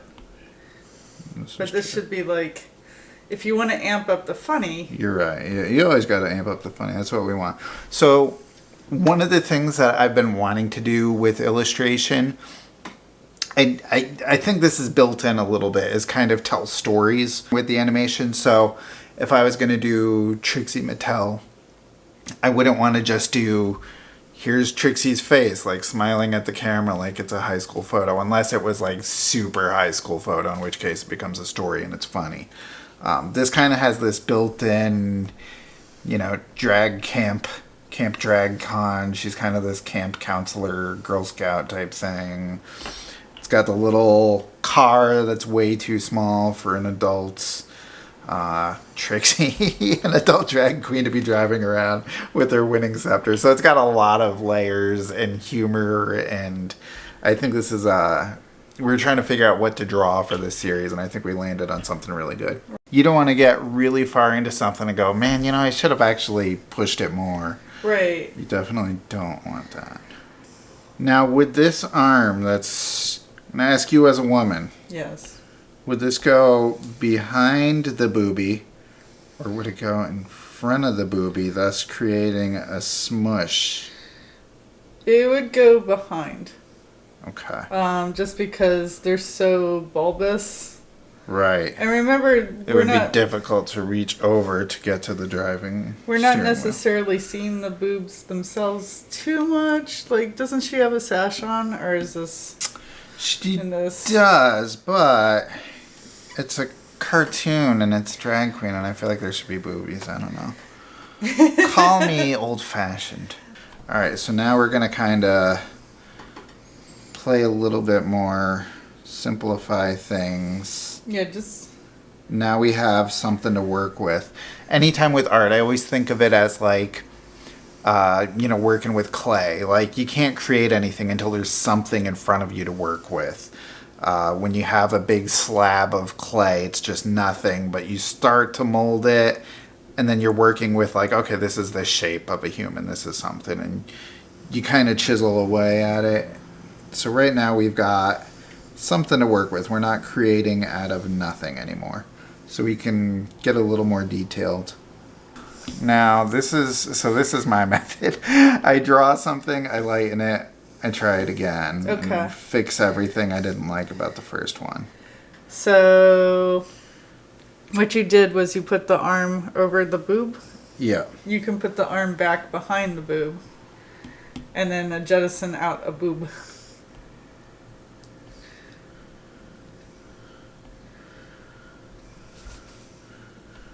No. Too much twist. Yeah, like she broke her spine. I don't want that. Nobody wants that. Important questions every artist must ask. Yeah. Where to put the boob? Where to put the arm? It's just lost. No, that doesn't work. There's no arm at all until it comes out between your legs. That was horrible. That's definitely not it. See, I want them to defy gravity and go up. I think we got the legs pushed up more, kind of smushing the boobs back a bit. Arm is reading as coming down to this wheel. Might have to clean it up a little bit more in the next one so it's definitely readable. All right, so I'm going to go with thinner brush line now because I'm getting more serious. Let's get dangerous. That's right. When there's trouble, you call DW. Is that what? If you're a writer out there for a comic artist, you're writing for them, do not include cars. Just somehow negate ever showing the car. And I've never seen a crowd of people. I don't know why writers always they think that's a thing, but it's definitely not. No such thing as a crowd of people. No, not at all. A lot of it is just instinctual. It's like I can't change the way I draw something even if I want to. It just comes out a certain way. What's that? I have a lot of those mannerisms too. Like, I'll draw something the same way no matter how I try to not do that. Yeah. Like you think you're doing a whole different style and they're like, nah, it just looks like your art. It's like, oh, what'd I try for? Trixie should watch this entire video as we discuss at length how to draw her boobs. She might appreciate that. I feel like she would. All right, so there's going to be a question as to how cartoony... all right. How cartoony is the face going to be? This has pretty much been the reference photo. Let's look at another one. Why not? Why not? Why not? So, okay, this is creating an illusion, right? It's kind of making big cartoon eyes. Right. Now, do I draw big cartoon eyes or do I draw a person making the illusion of big cartoon eyes? All right, let's see here. So we'll do this kind of jewelly jewel. Also simplify this. Don't get too... But. Oh, okay. but. But. It's the problem when the person that's coloring it as watching you draw it.